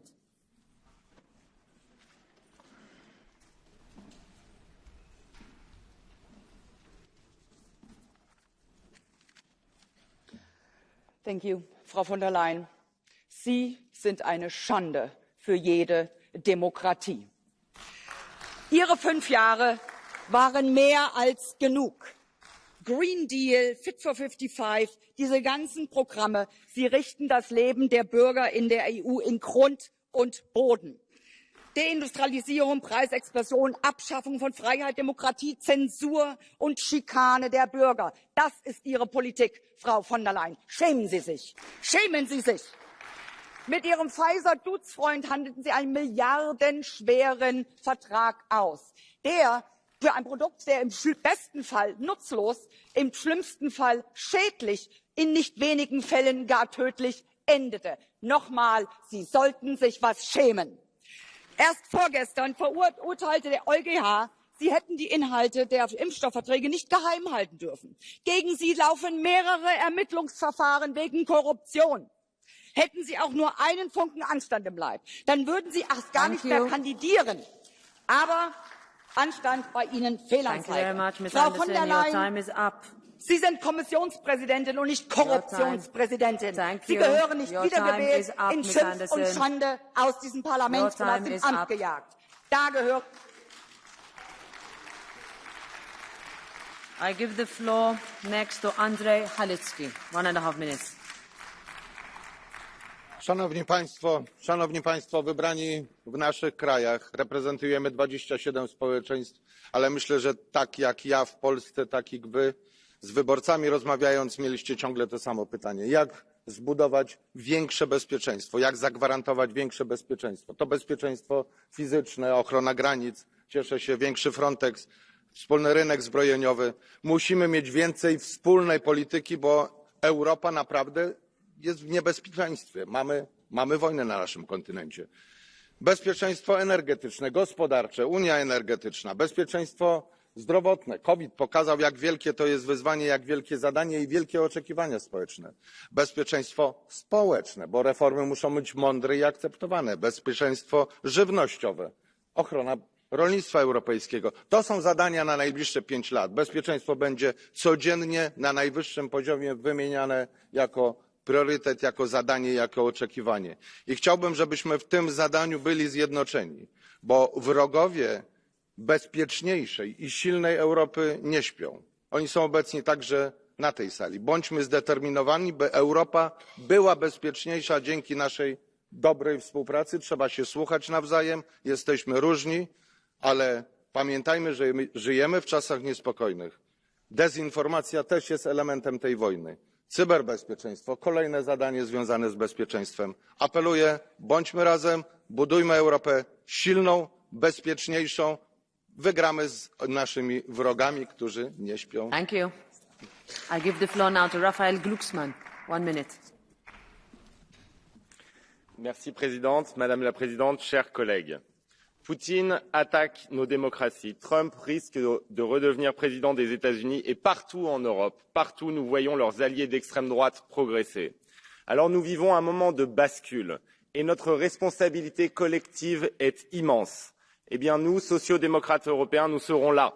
Nous serons là pour barrer la route aux ennemis de la démocratie, pour bâtir une Europe puissante qui cesse de dépendre de la Chine ou des pétromonarchies du Golfe, une Europe qui défend le pacte vert et accélère la transition écologique, une Europe qui planifie sa réindustrialisation, une Europe qui met en place un grand plan pour le logement, une Europe qui promeut l'égalité entre les hommes et les femmes et qui défend les droits des minorités, une Europe enfin écologique, solidaire et démocratique. Pour bâtir cette Europe-là, nous serons là et nous serons intransigeants, ne tolérant ni faiblesse ni compromission. Et nous veillerons à ce que les moyens, les investissements, les actes suivent les mots. Nous serons, dans cette enceinte, les artisans et les combattants de cette grande puissance démocratique, écologique, européenne dont nous avons tant besoin. I give the floor now to Harald Wilimski. Frau von der Leyen, es gibt im politischen Leben einer jeden Person einen Punkt, wo man sagt, es reicht, es ist vorbei. Bei Ihnen ist dieser Punkt mehr als erreicht. Ich kann nur an Sie appellieren, nehmen Sie den Hut. Ich mache Ihnen das an 3 Beispielen fest. Nummer 1, die Corona-Irrsinnigkeit, die Sie mit zu verantworten haben, federführend, wo 1,8 Milliarden Impfdosen um 35 Milliarden Euro gekauft wurden und heute die Gerichte beschäftigt sind, heute die Medizin beschäftigt ist. Und ich freue mich, dass jemand wie Gerald Hauser, als mein neuer Kollege hier im Europaparlament, die Aufklärungsarbeit hier federführend vorantreiben wird. Nummer 2. Es ist die Geschichte Ukraine, Russland, wo wir an die 14 Sanktionspakete gemacht haben, wo wir uns nur selbst getroffen haben, wo wir das Sterben perpetuiert haben und wo die einzige Person in Person des Viktor Orban, der heute für die Ungarn die Ratspräsidentschaft einnimmt, der sich für Frieden ausspricht, der Zelensky und Putin besucht, um zu sondieren, wie das Sterben beendet werden kann, von ihnen sabotiert wird, boykottiert wird und benachteiligt wird. Ich kann nur sagen, Frau von der Leyen, nehmen Sie den Hut. Die Zeit ist vorbei und geben Sie die Chance, Europa in eine gute Zukunft zu führen. Sie haben Europa an den Rand des Abgrunds geführt. I give the floor now to Asita Kanko. 1 minute. Thank you, Madam President, Madam Candidate. I am a woman, I am a mother, I am European. Nobody is going to take this away from me. These are words from Giorgia Meloni, words who touch my heart. I feel the same as a European by choice. As a woman, as a mother, and as a member of this Parliament, I feel you too, Madam von der Leyen. Like many of us, I cannot unsee the sofa hate and the fact that one of the 3 most powerful women inside the EU had to struggle for a chair. Women in politics are still challenged and over-scrutinized, requested permanently to be perfect. If they show ambition, they are arrogant. If they stand for themselves, they are extremists. If they follow and let go of who they are ignored. Of course, Madam von der Leyen, you are not perfect. But who is? None of us. However, the price of imperfection is much higher when you are a woman. Barroso and Juncker received a clear discount. If you make it today, I count on you to deliver. On nuclear energy and defence ecosystem for Europe, on the protection of our European businesses against certain aspects of the Green Deal, you must deliver. On the geopolitical commission you promised, you must deliver. On migration policy, 1 step forward is not enough. You must deliver more. On women's rights, rape crimes cannot stay out of scope. You must deliver. On the bleeding Middle East, the forgotten Sahel region, the protection of our European values, and the fight against radical Islam and anti-Semitism, you must sustain. Will you? One way to find out. Thank you. Next, Thomas Tobé, 1.5 minutes.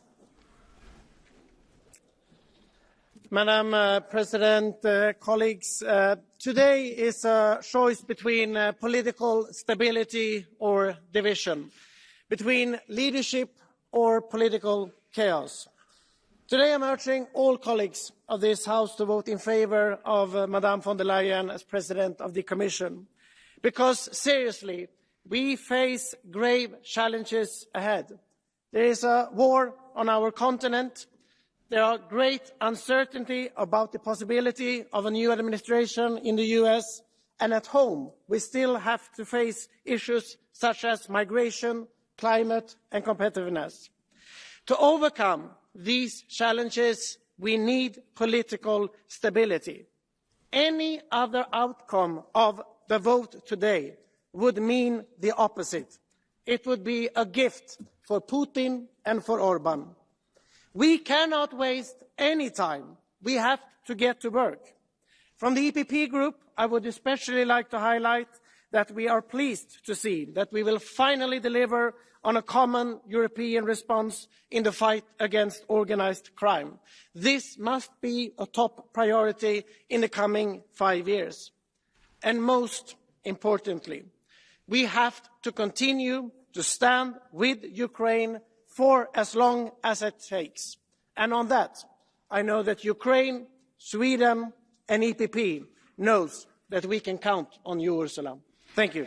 Thank you very much. Mr. Tobe, now Vice President Negrescu. 1 minute. Madam President, colleagues, we are today in front of a key vote for the next European Commission. But I also must say for how we would like to see the future of Europe. After seeing what happened today in the plenary, our Romanian PSD delegation calls for responsibility, while also underlining the priorities we have for the future Commission. We strongly believe more needs to be done in enabling this year the full accession of Romania to the Schengen area. We also want to emphasise the need for better policies allowing Europe to remain an economic leader, competitive with a strong industry, dynamic SMEs and an adequate budget for the challenges we face. And we believe we can actively contribute to that. Last but not least, we need more support for farmers, rural areas and local investment. Equal pay for equal work also means fair subsidies for our farmers, while the cohesion policy needs to remain at the core of regional development. We want a Commission that is in contact with citizens and providing solutions to their need for better living conditions, and we believe we can work with you in doing that. Thank you so much. Thank you. Next, Jorge Buxade Villalba. 1 minute. Gracias, presidente. Candidata. En sus 5 años han entrado en España más de 230.000 inmigrantes ilegales. Y no han venido por casualidad, sino porque les llaman. El problema lo han provocado y acelerado y su única solución es esparcirlo por toda Europa para que no se note. En sus 5 años ha impulsado y ejecutado el Pacto Verde, expolio de trabajadores, dinero para multinacionales y miseria para las clases medias. Con la excusa de proteger el medio ambiente han ejecutado un plan de despidos masivo. Mientras se asfixia nuestro campo y se obliga a los agricultores a manifestarse por miseria, solo el año pasado Bruselas dio más de 600 millones de euros al campo marroquí, que nos ha traído tomate que supera las exportaciones españolas y 47 alertas sanitarias. En sus 5 años, ustedes han puesto en riesgo la seguridad y la soberanía alimentaria de España. Y, por último, he sido cómplice de todos los atropellos de Pedro Sánchez contra la libertad de los españoles, la independencia judicial y el Estado de Derecho, a cambio de sus votos en el Consejo. Hasta en lo de la corrupción y la falta de transparencia parecen hermanos gemelos. Miren, no tenemos ni un solo motivo para votarle, pero es evidente que populares, socialistas y verdes la van a sostener hasta el hundimiento. Gracias. Thank you. Next, Siegfried Mureşan, 1.5 minutes. Thank you, Madam President. Madam President, President von der Leyen, dear colleagues, the world is looking at us today. This is why I say let us rise to our task today. Today is a day to put differences aside. Today is a day to be united and aware of our responsibility. Today we need to defend Europe from those who take their orders from Moscow and Beijing. And with Ursula von der Leyen, we have a candidate ready to serve Europe, and we have a programme which reflects the priorities of all those who believe in a strong and united European Union. With Ursula von der Leyen, Europe is today safer within its borders than we were 5 years ago. We do not depend on Russia for our energy anymore. We are stronger and more independent. We are greener, more digital and more competitive. We are more modern, and we will continue to invest more in research and innovation, as we have heard today. To continue delivering for the citizens of Europe, we need to strengthen our union and its tools. One of the most important tools that we have is the budget of the European Union, and I would like to highlight the strategic importance of the upcoming Commission proposal for the budget of the European Union post-2027. This should preserve the basic architecture and the logic of the budget and take fully account the Parliament's view. The budget is our main investment tool. It has to be protected and strengthened. And to ensure predictability, we need own resources for the Union. And President von der Leyen, we fully support your approach. Whoever wants European funds has to respect European values. This is why, dear colleagues, I say today, if we ask people to believe in Europe, we need to show as parliamentarians that we believe in Europe, in our democracy, in our rules and values, and vote for our Commission President. Thank you very much. Thank you, Mr. Muresan. Next, Helene Fritzon, 1 minute. Fru talman, fru von der Leyen. Att få stopp på Putins krig och öka stödet till Ukraina och öka ambitionerna i kampen mot klimathotet, ja, men det är avgörande för att vi ska kunna samlas i ett brett samarbete i EU. Men då krävs det att vi stänger dörren mot högerextrema och ryssvänliga partier. Så vi välkomnar ditt löfte om att vi ska uppnå EUs klimatmål, men det räcker inte med 90% till 2040. Vi socialdemokrater, vi kan visa vägen så att EU blir världens första klimatneutrala kontinent. Vi välkomnar också en ny jämställdhetsstrategi, en kommissionär för jämställdhet och en roadmap. Men aborträtten behöver stärkas och säkras i EU. Den måste skrivas in i EUs rättighetsstadga. Så att vi behöver ett brett samarbete för ett sammanhållet EU. Tack. Thank you. Onorevole Borchia, 1 minuto. Grazie.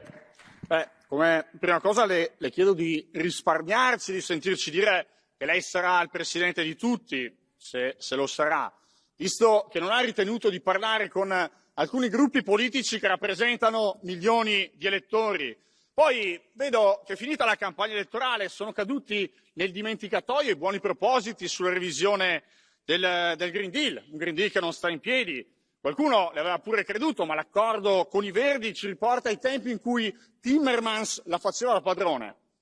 A prescindere da come andrà, le si prospetta una strada in salita, guardando la variopinta maggioranza che la sosterrà, con un finto centrodestra che ha chiesto i voti veri degli elettori di centrodestra per poi andare a formare una maggioranza di comodo con gli stessi partiti di sinistra puniti dagli stessi elettori. È geniale. Senza ambiguità la Lega dice no al bis di Ursula von der Leyen. Nulla di personale, poi magari personalmente sarei stato più cauto nell'utilizzo degli SMS, ma fare bene il Presidente della Commissione europea è un'altra cosa. Lydia Pereira, 1.5 minutes.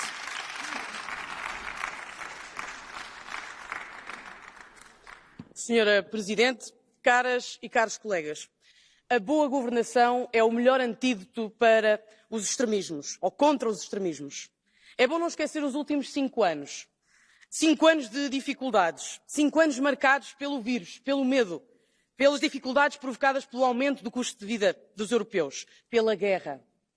Mas com diálogo, com compromisso e muito trabalho, estamos a ultrapassar estes desafios. Cooperámos como nunca na área da saúde. Apoiámo-nos mutuamente na reconstrução das nossas economias. Estamos a fazer um caminho cada vez mais conjunto na defesa. E na Comissão, a cara desta boa governação é de Ursula von der Leyen. A governação que se preocupa em dar resposta aos problemas reais da vida dos europeus. Aos problemas do custo de vida, dos bens essenciais, dos transportes, da alimentação, do muito importante direito à habitação, da democracia, da segurança, da defesa. Esta é a governação que precisamos. É esta a governação que Ursula von der Leyen tem colocado em prática, sempre com a coerência de se manter firme à sua palavra, escolhendo a moderação, negociando sempre, mas nunca abdicando dos seus princípios e convicções. Temos nas nossas mãos a responsabilidade de continuar com uma agenda ambiciosa de reformas que ajudem a resolver os problemas que enfrentamos. Porque, e voltando ao início, o melhor antídoto contra os extremismos é mesmo a boa governação. Continuemos, pois, aqui no Parlamento e na Comissão, a fazer da boa governação a nossa marca e o nosso legado para as futuras gerações. Marta Temido, 1 minute.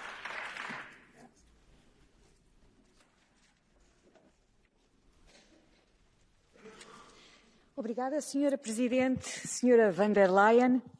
Nos últimos dias, todos trabalhámos muito para garantir que o pacote de indicações para os altos cargos das instituições europeias e os nossos compromissos eleitorais com os europeus seriam cumpridos. Esta manhã ficámos a conhecer o seu programa político para o próximo mandato.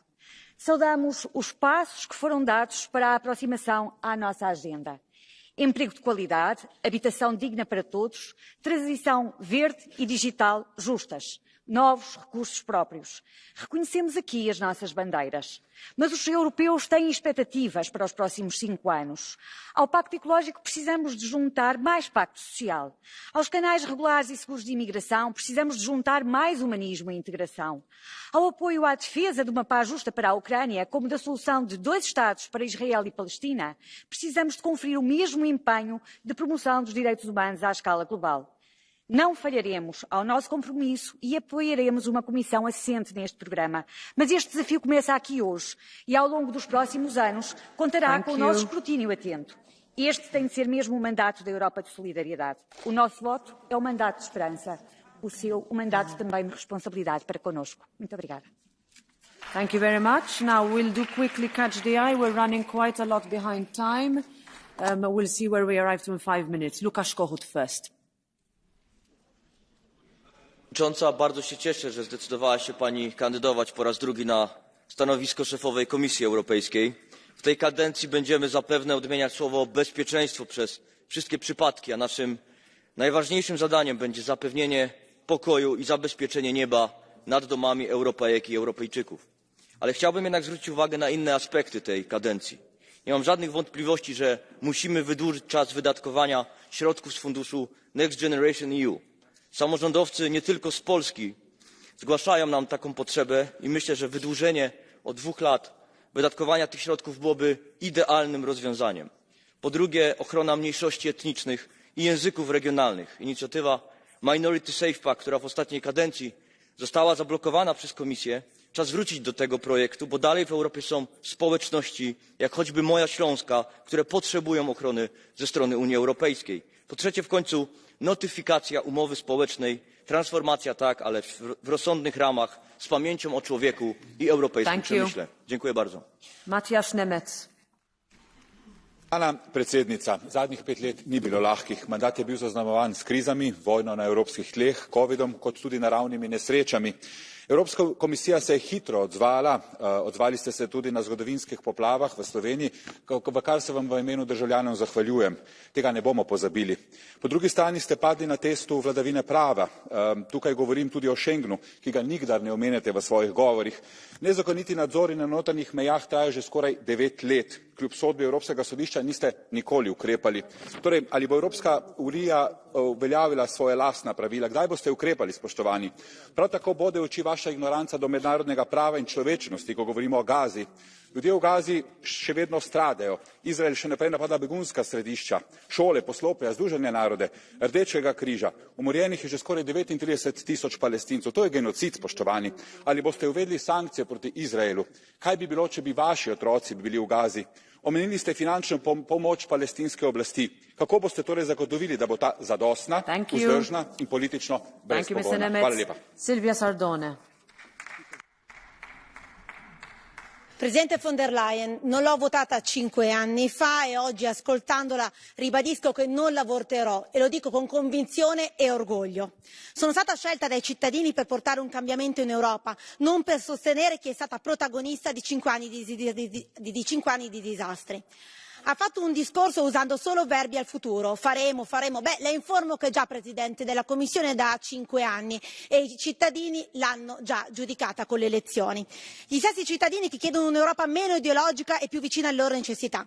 Nel suo discorso ripropone le stesse identiche politiche degli ultimi 5 anni, politiche disastrose a partire dal New Green Deal, con scelte che mettono in crisi intere filiere produttive.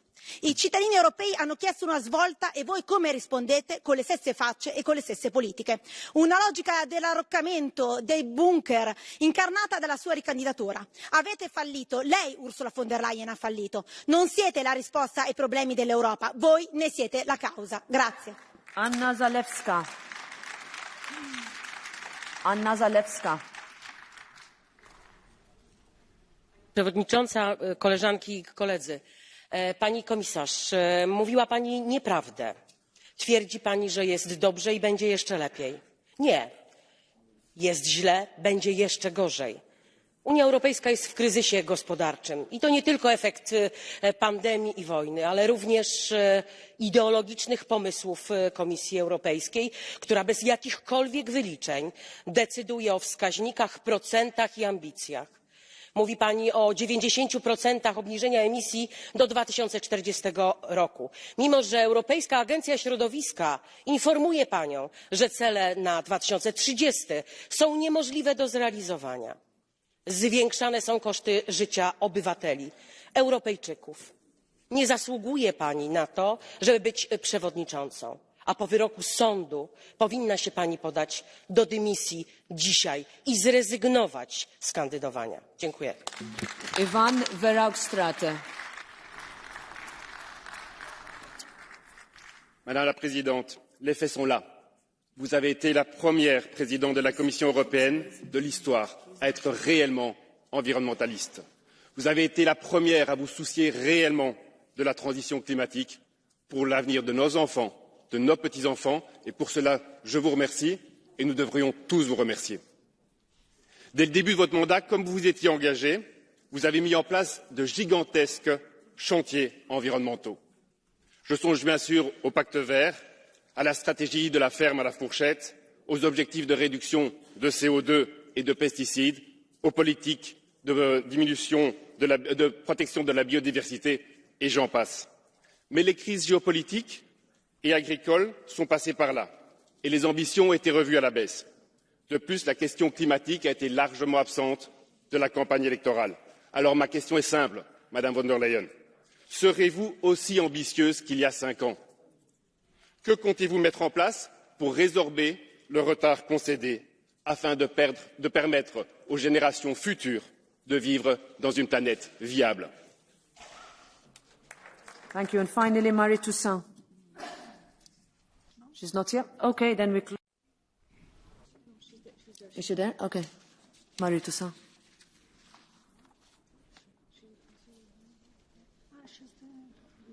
No.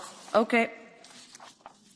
Then we close. And I give the floor to Madame von der Leyen.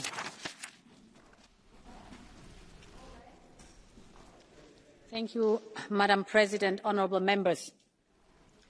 I want to thank you for this debate. And I also want to thank you for the very rich dialogue we had in the last 2 weeks. And I want to address all those who are pro-European, pro-Ukraine and pro-rule of law. We may certainly not agree on everything, but we should all agree that Europe is stronger when we bridge our differences and when we join forces. Whether you have been a member of parliament for long or this has perhaps been the first debate in this hemicycle, the people of Europe have chosen you to be their voice. They have entrusted you with their hopes, their daily fights, their aspirations, and you have brought them here in this house that holds together our union, our home. And I've listened to you today, but of course also in the last weeks since the elections. We had many, many encounters. Now, I gave a long speech, a very long speech. I know this was a lot. If I would try to answer in detail to all the questions, I would have to hold at least this speech again, longer. But why don't we give each other a bit more time to discuss that? And what I've done is I put all these topics in the political guidelines. So there you find many of the answers to the questions that you have posed to me. And if you give me your trust, I would be honored to turn all these actions into reality together with you. So therefore, thank you very much for the rich debate. I hope to have your trust and confidence for the next years. Long live Europe. Thank you. Thank you very much. So the debate is closed, dear colleagues, and we resume for the vote at 1 p.m.